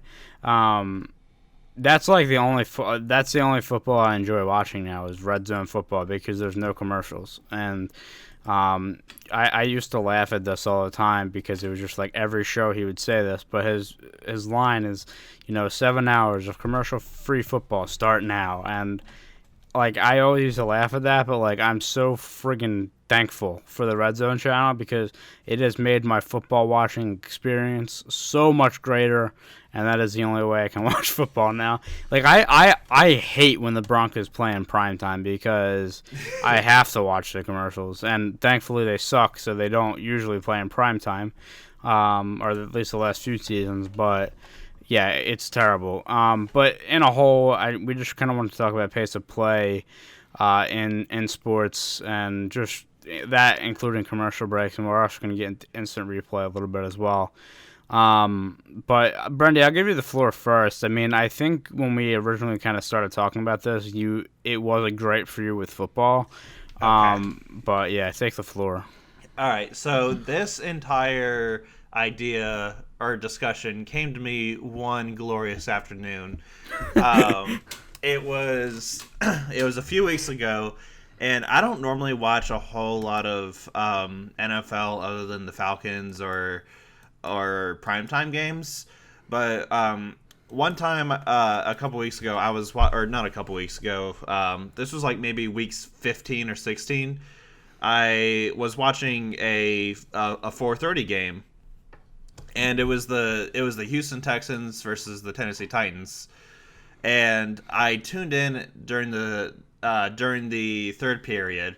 Third quarter. Third quarter. Yes. Sorry, I've been playing a lot of NHL. But yeah, I tuned in during the third quarter, and there was like, I want to say like 20 seconds left, and the players are like all lined up for the play, and then one of the teams calls a timeout. I'm like, all right, great, timeout. You know what that means? Commercial. And they come out of commercial, and they line up for the play, and they run the play. Period ends. I just said period again. Quarter ends. Timeout. Or not timeout. Commercial. Commercial break, yeah. TV time. Yep. And then, basically. So then the fourth quarter starts. They run a play. Injury. Commercial. And then, finally, another play happens. Timeout. Commercial. So, in a span of less than a minute of game time, I got 4 commercials. 4 sets of commercials, yes. 4 sets of commercials. And Tyler, do you remember? I don't remember if I texted you or if I posted it in the Discord. Yeah. But I went off a storm. I was like, the NFL is the worst, the worst sport when it comes to commercials. Like, this is the joke of a league. Like, I was not happy because, like, I'd never noticed this. Like, when I guess maybe I'm kind of more blind to it when, like, I'm watching my teams. But here's the thing, like, I've never seen anything like that before in sports. No, I actually agree with you with the when it comes to like your teams. Maybe this is a different circumstance because like it was a bigger game. But I remember when the Broncos won the Super Bowl. Obviously, one of the things about the Super Bowl is the commercials. You asked me 5 minutes after the game. I couldn't tell you one commercial that happened during the game because I was so focused. And those are typically the commercials you remember too. Yeah, exactly. And I was so focused and just so like nervous, like, and stuff like that. And I guess it's a little different for regular season, but no, the NFL is definitely the top of the list with this. The thing that really got me was. And this could have been more extreme too, like if there was, as Brendy said, like an injury timeout or a timeout before, but it would be like touchdown, extra point, commercial, kickoff, commercial. That made no sense, and I think they've kind of stopped that now, but they used to do that all the time, and it would drive me absolutely fucking insane. Like, I'm like, why are you doing that? Let me play devil's advocate here. At least for the time, I'm going to defend the commercials during the timeouts here. What do you expect them to look at, really? I don't care. I really don't care. Like, I want to see, like, coaches talking to the players. I want to see what's going on in the field. I don't care. I think that shit is cool. It's dead air. Because you I don't care. I like seeing it. Well, here's the thing. It's dead air. I would agree with you with that, except the commercials the timeouts are, I think, either 30 seconds or a minute, or at least they should be, and the commercial is 2 minutes. So, like, the players are just standing on the field. Yeah, that's the only problem. Like, if the commercial was 30 to 60 seconds during a timeout, that makes sense. Yeah. Like, I agree with you that the commercial definitely goes longer in a timeout, and that definitely shouldn't happen. But I'm saying that I don't think we should be hating on I'm going to defend the commercials during a timeout. I mean, that makes sense. Well, if there's any time to do it, it's there. But definitely don't extend the timeout for commercials. Give me a break. I'm really just curious how much money that CBS made within that 1 minute of game time with those 4 ads. They overpriced their ad space for NFL games. You know that. Yeah, I mean Super Bowl is $5 million, I think. Especially for the 4 o'clock games as well. Yeah, 4 o'clock. It changes almost every year, so it does. For the Super Bowl, I mean. Yeah. So, yeah, football has always been a big thing. The other thing, the other sport I should say that gets on me, and I love college basketball, but the last 2 minutes of a college basketball game takes 45 minutes because of timeout. I will say, okay.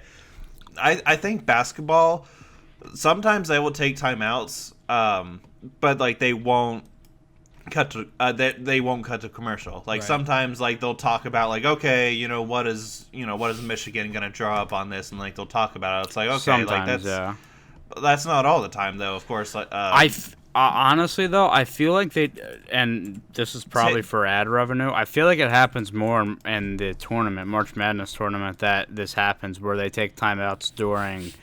Excuse me, they take commercials during timeouts. Like in the regular season, I don't see it as much, or maybe it's a little bit less. But yeah. So I will say, I'm not entirely 100% sure about college basketball, but in the NBA they have 30-second timeouts and full timeouts. Yes. Mm-hmm. And the 30-second timeouts you typically save for the last the last couple minutes of the game, so that you can like draw up a play really quick for your team.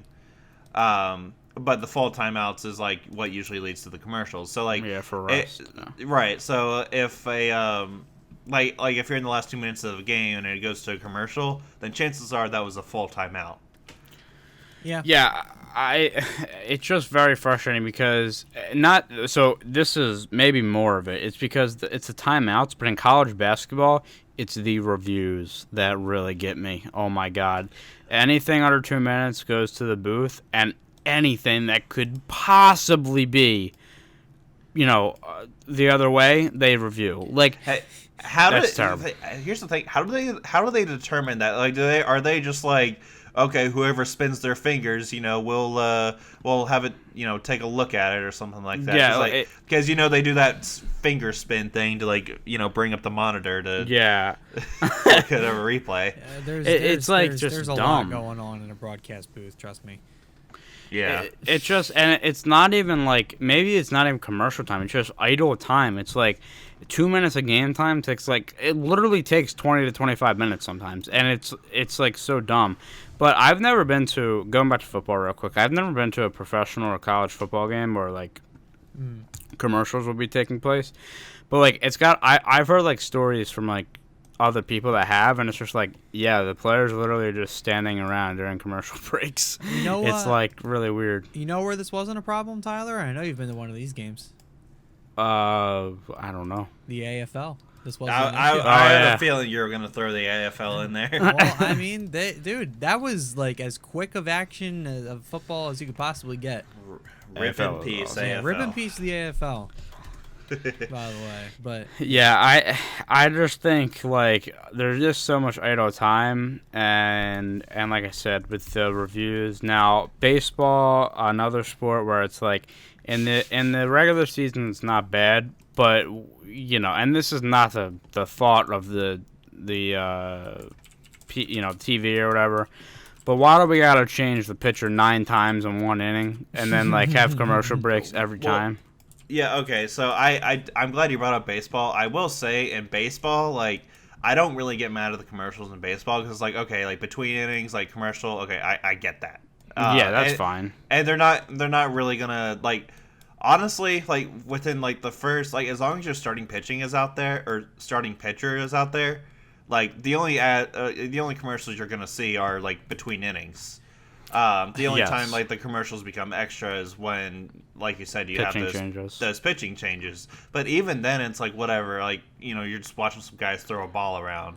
Like yes, but like it's like one batter. Like you have a pitcher in one batter, and then you take him out, and then you take that guy out. It's like dumb. That happens more often in the playoffs. But go ahead, Bobby. I was gonna say, can I introduce you to a story from 2017 that I remember seeing the original clip in a compilation for. A baseball compilation, and I definitely want to bring this to your attention because this is going to be right in line with you guys are talking about. Howie Rose, Mets play-by-play. So this comes from August 7th, 2017, when the Mets were playing the Dodgers, which, by the way, they lost 8-0 to. He said this, and it's written on the New York Post, and this is what it was verbatim. So on the screen, I'm not showing the clip on the stream because I can't quite find it, but what it basically was is they're going through like the normal graphics that you go through when you start a baseball game, like the starting lineup, the pitcher stats, like all that fun stuff, right? So Howie Rose doesn't like this very much. He actually hates this. So he goes, The Dodgers have won the first 6 and will go for the series sweep tonight just as soon as the network stooge down there says it's okay to play baseball. He ranted before the opening pitch, which was slated for 8:05, but came a bit later. The pitcher, Steven Matz, he's rubbing the ball. He's ready to go. The home plate umpire, Tim Timmons, looking suitably disgusted, just took his mask off and kind of rests it against his left hip as he helplessly stares near the Dodgers dugout where said network stooge is holding all the cards. So suspended animation on the field right now. You've got 9 Mets standing around. You got the Dodgers leadoff hitter, Chris Taylor, standing. It really is ludicrous. But now and only now do we get the okay, so we're going to have a baseball game here tonight. About 7 hours later than we would have. I love that. You gotta go You're listen waiting to around that long. Like, what do you fucking do? Like, pick your nose, scratch your butt? Like, there's literally nothing to do if you're a baseball player waiting around that long. This was so bad to watch. Go find the clip, and again, I can't quite find it right now, but go find the clip. It's in like announcers getting angry montages usually because this one is just legendary. I love that fucking like leg swing thing where you kick the grass. Oh or yeah, whatever. I love the rubbing the ball too because it's like a close up, and he literally is like rubbing the ball. He's like, all right, I'm just gonna keep rubbing this ball until I start threading the damn thing, and we're gonna keep waiting until this guy over here just says okay to go. I mean, I hate the Mets, but this was awesome. If I was like a left fielder, I would have seen like if I could have like run to home plate really quick and tried to round the bases and make it back to my position. No, you know the what you game do starts. this is a scene from Benchwarmers where you just start picking at the grass, sitting on the ground, looking at a beetle or something like that. Like you just kind of you sit on the ground, like try to find a dandelion, blowing the dandelion. Yeah. I tried to make a quick buck by going to sign an autograph or two from the fielders behind me. You know what I mean? Like from all the fans right there. Especially like if you're at third and first base, just walking over. Hey, you want an autograph real quick or a picture? And just slide in 20. That's really funny though, because I just feel like there's so much friggin' idle time, and it's like it's just not necessary. You're holding up a lot of time, and so I want to transition to hockey and then to soccer. Yeah. Because hockey is good. I think it's a sport that needs commercials because you need commercial breaks. Like it's a very this sport is very intense. Like it's a very athletically fucking. It's all up and down the ice and this and that. So you do need that. Well, so the way the commercials work for the NHL is from the 14-minute mark of a period and to the 10-minute mark, there's a commercial break. From the 10-minute mark to the 6-minute mark, there's a commercial break. And from the 6 to the end of the period, there's a commercial. A commercial can't take place on an icing or on I think it's the start of a penalty. And then, so say there's no stoppage in play between 14 minutes and 10 minutes, that commercial break is lost. Right. So it's a very, they don't mess around. Like, it's very set. It's very, okay, let's, just get this going. It's funny. There was, a clip from a couple years ago where it was the Ducks game. I don't know who they were playing, but, literally a pane of glass fell for no reason, and it had to be replaced. And they eventually...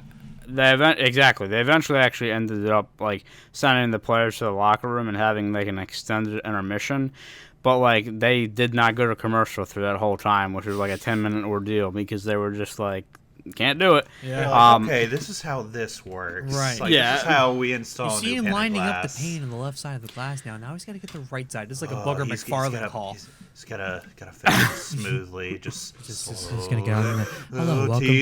Tease it. All right. Well, calm down. Hello, kid. welcome to NHL ASMR.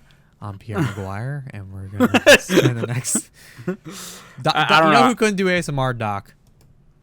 No announcer should be able to do ASMR. Well, I did want to say real quick. I need energy. Yeah, I do want to say real quick though to get back on topic. When the TV timeouts happen in hockey, there actually is a purpose in terms of the actual game because you have ice workers who come out and clear the snow off the ice, and that's typical, which is good. Hitting snow when you're skating sucks. That's not fun, and that can stop a puck most of the time. If you have a build of snow, it'll stop a puck. I remember when this is a quick Flyer story related to the ice workers. There was the Ice Girls for the Flyers. The Flyers took him away for a season, and I've never seen the Wells Fargo Center so angry in my life. Like, they actually bitched and moaned until they brought the Ice Girls back. It was hilarious. I just want to point that out real quick. But there is actually a practical purpose for TV timeouts in hockey, which is nice. Like, at least they're not just skating around. They go, they get some water, and the ice workers come out and clear the snow off the ice. It's nice. And not to mention, I'm pretty sure the commercials are never over like a minute and a half. No. It's very quick. They're pretty short, yeah. So yeah, I like hockey for that. And then the one sport that, Does obviously, it perfectly. Yeah, does it as well as we would like it is soccer. And we had talked about this before because I had mentioned that I think soccer deserves more popularity for a lot of reasons. But I think absolutely.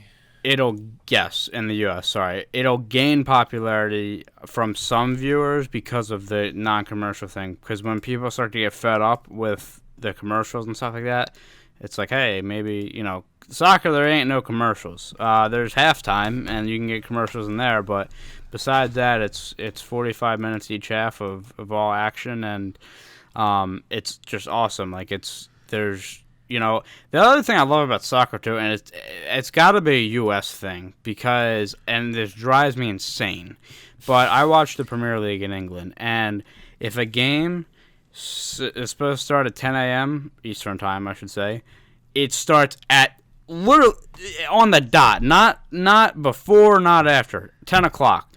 Here, you got to watch a goddamn football game, baseball game, football game, whatever, basketball game. The game's supposed to start at 7, starts at 7:15. Like, that drives me fucking insane. I will say, like, sometimes, okay, by far the worst sport when it comes to that is basketball. Because they will have their tip-off time at 7 p.m. and then at 7:15, and the guys aren't even on the court yet. But It's so dumb. But I will say some sports, like, they'll kind of, like, get around that, and like typically I'll say, like, like a baseball game starts at just casually to you, I'll say it starts at 6 o'clock. Where in reality, the scheduled time is 6:10 p.m. And but it's like it'll actually start on time then. Right. It depends on how you look at it in that sense. There was an announcer also who for hockey who ranted about a 10:05 start time because they're I remember that. I remember that. It's a huge rant, but like it's on a school night. 10:05 start time. Everybody's going to bed. He was losing his mind over it. It was so funny. I forget who it was. I think it was a Chicago. It was a Chicago game. I know Chicago was involved, but I forget who the announcer was. That's funny. Yeah. Nah, I don't know. That it's just the commercial is the big thing. I do want to transition to the instant replay part of it because for me this might be the bigger problem, and this instant replay talk might also open up a bigger this is going to open up a big vault. We just know we were getting into. Yeah, so instant replay might be like also maybe half or more than half to blame for all this because that also takes up time, and then with those we have commercial breaks as well. But that's the thing when I brought up about college basketball is that's when I most see it. It's like, again, 2 minutes left in the game, they do all the reviews. And there's times where in that 2 minute time span, like you might get 4 reviews that last like in total like a good like 10 minutes, and like it just takes up so much time. And then on top of that, you have the timeouts. And I want to bring up this question and kind of broaden this is for whatever reason that you think for the integrity of the game or for just the pace of play or whatever. Do you think instant replay is like ruining sports, or is it good? Do you still believe it is good for sports? I think it's good for sports, but the thing is, like, it comes with like the, there's pros and cons, and then obviously the big con is the, maybe you'll have some extra commercials. I will say, even with instant replay, like soccer, like they still do no commercials. Yeah. Like they want, because it also depends. Like you said, college basketball. Sometimes they will take 30 seconds to review something. Sometimes they will take 10 minutes. Right. Yeah, it's there's no in between something. Yeah. So I was actually thinking about making a video about this. Possibly by myself, but the VAR thing in soccer, I really thought was a great idea when it was introduced, and it was like, yeah, this could only be good. And then like this season in the Premier League, it's been an absolute disaster for more Why? reasons. Because it's literally depicting a guy is offside by like a fucking hair, and they're like taking 10 minutes to review it, and then it's just like, do we really need to blow up a picture 10,000 times to figure out if a guy is offside? Do you care more about getting the call right or your airtime? What do you care more? To an extent. So Bobby, here's the thing. I don't know if they do this in the Premier League. Tyler, you can tell me. In Major League Soccer, they do not review anything unless the video official senses an error that is clear and obvious. Yeah, so I love this whole clear and obvious thing, by the way, throughout instant replay. It's the same thing for the Premier League, but essentially offsides, I guess, of any sort is considered an error, and that's why like offsides has been the big thing that's been a problem in the Premier League, because it's either right or it's wrong. So like it's it's got to be one or the other, and that's why it's like they review it so much. But I'm just not. I never like this in any sport. Like the sport is officiated by humans, and the games are fast. Like I don't think it's fair to blow up a picture 10,000 times or slow it down so like you can just see something. Like that is just like that's all part of the instant replay error. Like that doesn't happen before. Like it can't. And to Bobby's point, like, do you want to get the call right or not? Like again, it's to an extent. Like yes, if it's a clear thing like that's wrong, like yeah, change it or whatever. But I don't think you should be taking 10 minutes because of something that's so close that you can't tell. And yeah, this whole thing with being clear and obvious, like, but I get that, but there's also discretion there. Will you say the same thing if the call affects an outcome for one of your teams? That's my question to you. So let's say the Broncos are in the Super Bowl again. They're playing whoever the hell, right? It's down to the wire, last few seconds of the quarter, last minute or so. You're up by 3, right? And, your opponent marches up the field. They're in the red zone. They throw a touchdown that they call a touchdown. Review comes down, and they're looking about whether he bobbled the ball on the ground. Think the Jesse James catch in the AFC Championship game with Steelers and Pats. Mm-hmm. And they're looking at this for 10 minutes. And now, the broadcast is going to show you all those angles too, right? Now, if you see on one of the angles that the ball is bobbled, are you really going to tell me that you're going to be happy with the call if they come back and say there's no evidence of this, even if they look for 10 minutes? Well, no. So in my head, in that case, I'd be like, oh shit, that's gonna go to overturned. Fuck, like that's my reaction. But then I don't know. Like that's my question to you. Like you saw it, they're taking forever to review it because they really want to see, even if it's again, well, you're suggesting a really zoomed in angle and you see the ball move a little bit, right? Now the referees couldn't possibly have saw that. But we're talking about the Super Bowl here, and this is the call that's going to decide whether they get a touchdown and beat you or not. Are you really going to sit there and complain about the review? Well, I mean, of course I will.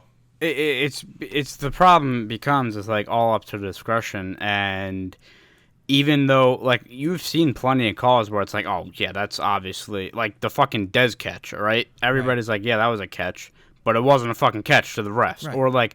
or anything else. So like. At some point, it's like,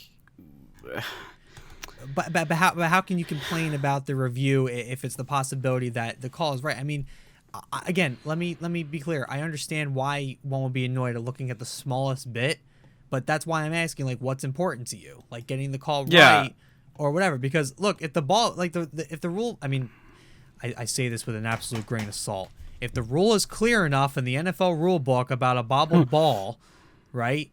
And even if, like, an official couldn't see it, but one camera angle definitely saw it, are you really going to argue that? Yeah, I don't know. I mean, because I feel like you can't do both. Yes, you can. There's fan bias. Well, of course. Well, that's what I was but gonna say. that's what I'm saying. Like that You can't. Well, no, that's the reasoning. As being a fan of a team, it clouds our judgment. That's okay. But then is it hypocritical in that regard? Because if you're complaining about all these review angles, but then one of those angles helps you win a game, are you really going to be able to complain Oh, at of that course. point? Dude, Yes, it is definitely hypocritical. Dude, I was about to say, like, being a fan, like, everyone's a hypocrite. Everyone has Oh, well, Yeah. sure. things Yes, as a that does sports come fan. with being a sports fan. I'll say that much. But I think video review is one of those different stories. I mean, look at the Saints situation with the pass interference, right? I mean, seriously, like the humans missed it. Like they should have been able to review, and that review would have easily overturned the call. As a Rams fan, do you go, yeah, well, that was not pass interference? I swear to God, if any Rams fan says it's not pass interference, I'm gonna knock them out because it's so clear contract. But what I'm saying is, like, I think even most Rams fans agree that that's pass interference. Right. Like, no shot. So I would think they would have even agreed with the review, like, yeah, it was probably pass interference. You know what I mean? But that it's so tough. Like, again, that's something that was clear. That is something that was clear and obvious. Like, so here's the thing. And I the guess to humans answer that your you question said on a you whole. want to keep hold of the game missed it. Yeah. So if the situation is presented where is a thing like you said before, do I want them to review it? Yes. I think that a play like that should be reviewed in a game of that magnitude, and it should be reviewed. However, I don't think if you're looking... I still don't think, and even as a fan in that situation, I don't think it should be going to this micro...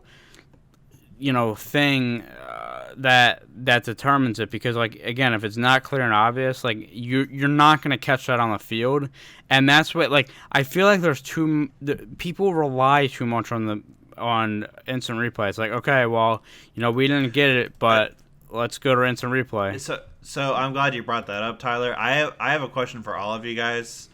Are we in agreement or disagreement that the NFL has seriously screwed up video review for pass interference? Oh yeah, for sure. It's all fucked up. Well, they can't get it right. Well, but like, again, you look at the Saints situation. Well, the humans are going to get it right. So, Yeah, but like, so here's the problem with what the refs are doing now. They're throwing the flags and reviewing them. So sorry, okay. that's not what I'm trying to say. well, no, you're right though. But you're right though. I know what you're trying to say. They're throwing the flag and thinking it's pass interference, and then going to the review to actually determine if it was or not. Exactly, Yes. and then most of the time it's upheld, and it's bad for the team. Yeah, no. And here's the other I thought you were talking situation. about the coaches challenging the pass interference. That's where I was confused. Sorry. Here's the other thing. It's like a play where, and we've seen this time and time again, where a quarterback gets hit, the ball comes loose. Is it an incomplete pass or a fumble? Well, refs are now kind of being trained to be like, okay, have it as a fumble so the return can be upheld. There's a problem with that. You're relying on instant replay. So if it has to be clear and obvious, you can't tell. Like, say it's like so small, like you can't really tell. Then you have to go with the fumble play. You're relying on it. That I actually disagree with you, Tyler. I think for the most part that is pretty clear cut. Look, I think for the most part you can determine whether or not. Okay, like if a quarterback's like going to the ground, like but I'm talking about like if you like bat his hand or something, or like hit his arm, because like that for the most part I think is kind of obvious, and letting the play continue in that sense I think is a good thing. I just sorry, go ahead about that. Well, can I offer a solution, a possible solution for all of this? Would you be in support of maybe eliminating the officials calling for a review? Not like the guy they have like in like the video official, but the officials on the field calling for a review. So like giving the coaches challenge more power. Exactly. Because I mean, it's one thing if there's, a goal line play, right, and they do what the Seahawks did and run the ball on the goal line and back it in, right? And there's always a big pile up, right? So that case, I can see the officials being like, okay, one person saw a possible touchdown, someone said he was down beforehand, let's go to review. Like, that's an understandable official review, right? Like for most plays like that, right? But for something like pass interference, where, most of the time I would argue pass interference is pretty cut and dry, pretty obvious. Most of the time, You'd think. you would think, right? So, and I'm with Brendy about how they should definitely not be throwing the flag then going to review. If they're right, gonna and then praying. right, yeah. So what I'm saying is let's eliminate the official review from like a pass interference call. So let's say they throw the flag for pass interference, right? That call stands unless the coach challenges, which I think makes sense because then that lets the referees, one, make more judgmental calls that like actually make sense. Two, they're not relying on video. And three, the coach is there to kind of give the ref the checks and balances to actually make sure the call was correct. Yeah, So, go ahead. I was gonna say I just think that has to happen throughout because actually, Brendy, say instead of like the play I described, like it is a fumble that has return yards, like sometimes fumbles are really hard to decipher, and then it comes down to okay, well let's stick with the call on the field, but like the refs are making that call thinking that replay could tell them otherwise, or like they're relying on replay, so they're just making a call that they're trained to do, when in reality, like it's not really fair because I think those are like exceptions though. I don't think that's the majority of those plays. No, but that could really change the outcome of the game. Like, Well, with that argument, anything can. Yeah. Well, Yeah, and then, sure. But then let's also give the officials, at least in the NFL, a little bit of credit here. The NFL rulebook is not helping them. Let's give them a little bit of credit because when it comes to fumbles and stuff like that, and especially for plays where they're looking about if it's a fumble from the quarterback, if his arm is moving forward, like they're looking for the slightest movement, right? And they have to be. I think the NFL rules for those situations are always way too broad for the referee to actually make a call unless they look at it again. You know what I mean? Yeah. Like we how many times we complained about the NFL rules for a long time. For various we complain different about things. the NFL. Right. So that's why I'm saying like let's eliminate the idea of the officials on the field calling for a review. Like I kind of like I'm not a soccer viewer at all. So I like the idea of a video official calling the refs if there is a was it clear and obvious, or is that what the term? Yeah. Yes, clear and obvious is the standard. Clear and obvious. So I like the idea of a video official calling for a clear and obvious review if something happens that the officials missed on the field, but the officials on the field are not able to call for the review themselves, right? And then let's say that happens, or like I said, from what my suggestion is, the coach challenges, which gives them a ton of power with it, which I think is a great thing. If the coach is able to challenge and for plays like this a lot more frequently, or actually be able to kind of swing the tide, then at that point, I don't think there's anything wrong with looking at all the camera angles that you have. At least I don't think so. So quick question I have. I know we're running low on time, so I'll try to be quick. But I want to let's talk about targeting in college football. Oh, please. Well, this is stupid. This ties in with instant replay though. So I can't remember if it started last season or this season, but now college football referees are trained to, if they see if they see something that might be targeting, to throw the flag. But now the standard is it's not targeting unless it is clearly targeting. Okay. So like if they go to review for targeting and it's like kind of borderline, it doesn't matter. Like they're reversing it. I'm gonna real quick. So what would you think about that? Well, I'm gonna real quick say targeting is a tougher one to debate about, and I'm gonna be completely honest. I don't know where I'd fall in that situation because that whole rule is supposed to protect the players because of all the CTE and concussion worries that have been going around for football lately. So I can kind of understand why they're doing that, but at the same time, it is kind of ludicrous when there are a lot of clean football hits that still get the flag thrown. Like, I forget. There was one specifically that was really bad like a season or two ago. It was one of a lower, like an unranked team. It was the cleanest yet biggest football hit you'll ever see, and they threw the flag for targeting. Now, the good thing they didn't kick him out of the game for it, but it was still bad. So I'm on both sides of the fence when it comes to targeting, unfortunately. Think and I will say, sorry to interrupt. No, I just wanted to say really quick.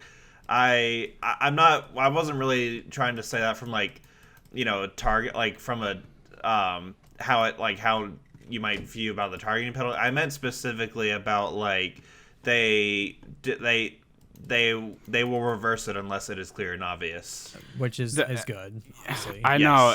It's kind of like a double-edged sword though, because like this whole clear and obvious thing, when it's it's gonna sound dumb when I say this, but when it works, and when it doesn't, it doesn't. Because when it works, it's like, okay, we missed a call, we got this. But then it's like, it makes other calls, like, I feel like it kind of makes other calls a little bit more up in the air, like sketchy, because like it's like, okay, well, is it clear and obvious? Well, it's not, or is it? Like there's a gray area, I feel like, with that. You know what I mean? Like everybody clear and obvious might be different. But that's up to the league to figure that out, which the NFL obviously hasn't. But I think it helps what you keep complaining about the camera angles, but it kind of keeps the referees from throwing flags for maybes instead of like either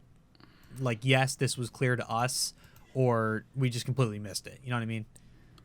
I just feel like this isn't going to change unless fucking robot refs are introduced. But there's just so many MLB gray starting. areas. MLB starting. I was gonna say Double A, the Triple A? minors. Yeah, I don't know what level, but minors of baseball. For strike but zone. there's just maybe what it all comes down to is, you're right, kind of with the rule books. Like maybe there is just too much gray area. I know, kind of tying this back in with the original conversation, is that instant replay, like, of course, is going to take up time, and then just all this added with the commercials is just very. Sometimes, like I said, watching football is the one sport where it's very frustrating. It's just so. Like I said, I'm very fortunate for Red Zone, and for me, like, that's honestly the only way to watch football at this point for me, because you're not going to see every play from every game. That's fine. Like, I don't need to see every play, but like, I also don't need to see so much fucking idle time that's happening, and which is most of football. I mean, at the end of the day, football is a 60-minute game, and I get their stoppages and this and that, but the games are fucking 3.5 hours. Kickoff commercials should absolutely not happen. Those are the worst. Though, yeah, I will say they've kind of done a better job in the past like season or two, but so bad. I mean, I remember probably like 7-8 years ago, just those kickoff commercials drove me absolutely fucking bonkers. They still do. Like, they still do. dumb. It's dumb. It's dumb. I mean, yeah, the NFL is the worst of it. There's so much money involved in football. I know baseball is called America's game, but I know a lot more people casually watch football than baseball. Like, that just has to be a fact. Like, even if you're a fan of a certain team, I still feel like you're still down to watch a football game, even if your team's not involved. Yeah. Like, even if you're not like a hardcore football fan, I think casually, like, if someone invites you, hey, you want to come over and watch some football, most people are cool with that, rather than, hey, you want to come and watch the Astros beat the shit out of the Marlins for a couple of games. Like, you know what I mean? I think I would agree. I don't know.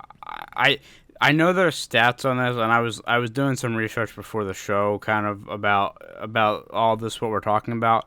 And I didn't pull anything because I feel like it was kind of a lot of unofficial stuff, and TV numbers are hard to get and stuff like that. Yeah, it is. But I will say, kind of from what I've seen, the NFL, like there's basically a lot of graphs in terms of like actual play time and the length of the and just all time being idle. And I think like the one list I seen, like number 1 was soccer, number 2 was NHL in terms of like obviously good, and then like last was NFL, no surprise there, and MLB was I think right above that. But yeah, it's just it's tough to watch sometimes as a sports fan, and it's not going to get eliminated anytime soon, but it was just kind of a rant we wanted to go on for the show, that it is very frustrating, and if there's anything that could possibly be done to eliminate that or eliminate all that idle time, I would love it, but it's not very realistic. Can I get a fuck the shield in the chat, boys? Fuck the shield. But no, I think that'll wrap up that conversation. And we're gonna be light on the back end here because no Zach's track of the week, and we are ending. Shit. Jesus Christ! What did you do? Holy shit! I knocked over my my water bottle, and I have a mini chessboard here that has the pieces on it, and it just so happened to just hit like everything on the chessboard, so it just completely ruined everything. Sorry. Wow, good job. You're stealing my job. I literally thought that was Brendy. Like, I'm not even kidding. When it first happened, I was like, "What is he doing now?" My bad. That sucks though, because I don't get to pick up the pieces off the ground now. That sucks. Shit. Oh, I just kicked one. Cool. Went all the way over here. I thought like Brendy, like it sounded like somebody spilled like their like drink, their soft soft serve. Yeah, their soft serve ice cream. What the hell, Ty? Their soft drink, but no. Continuing on, yeah, we are going to end the picks for this season. We'll bring them back at some point, but we do want to make some changes and kind of really figure out a direction we want to go with it. After our podcast last week, it kind of came to me after the podcast last week. I was in the middle of watching the football games, the Sunday football games. Like, oh, I was supposed to do the picks on Twitter, and a lot of it was based off the NFL season, and we're winding down there. So if anybody is interested, the stats. Let's hear how bad I lost. So the stats at the end of the season. Again, a lot of skipped weeks, so this is kind of all over the place. But Brendy had 32 points. You went 32 and 22. I had 29. I went 28 and 26. And Bobby, actually, you cleaned it. You were really bad, and then the last few weeks, you really cleaned it up. You finished 24 and 30, 24 points. Let's go. But I want to kind of go back. Let's see. The last week we did, you went 3 and 1. You kind of cleaned up some stuff there. The week before you went 3 and 2, so like you had a couple positive weeks in a row. This one was not positive, however. You went 1, 2, 3. You went wow, we had a lot of picks this week. You went 2 and 5 one week. But yeah. So we're gonna end that this year, and like I said, at some point we'll bring it back. I was kind of thinking in my head, like, well, maybe I should keep it around for, like, March Madness to come. But then I was like, we're going to do brackets anyway, so. We'll share our brackets. We'll do a podcast on that. Yeah, but yeah, we're going to end that for now. And when Zach's on the podcast, we'll have Zach's track of the week. But a little bit later on the back end. For the foreseeable future. But with that, we will end the show.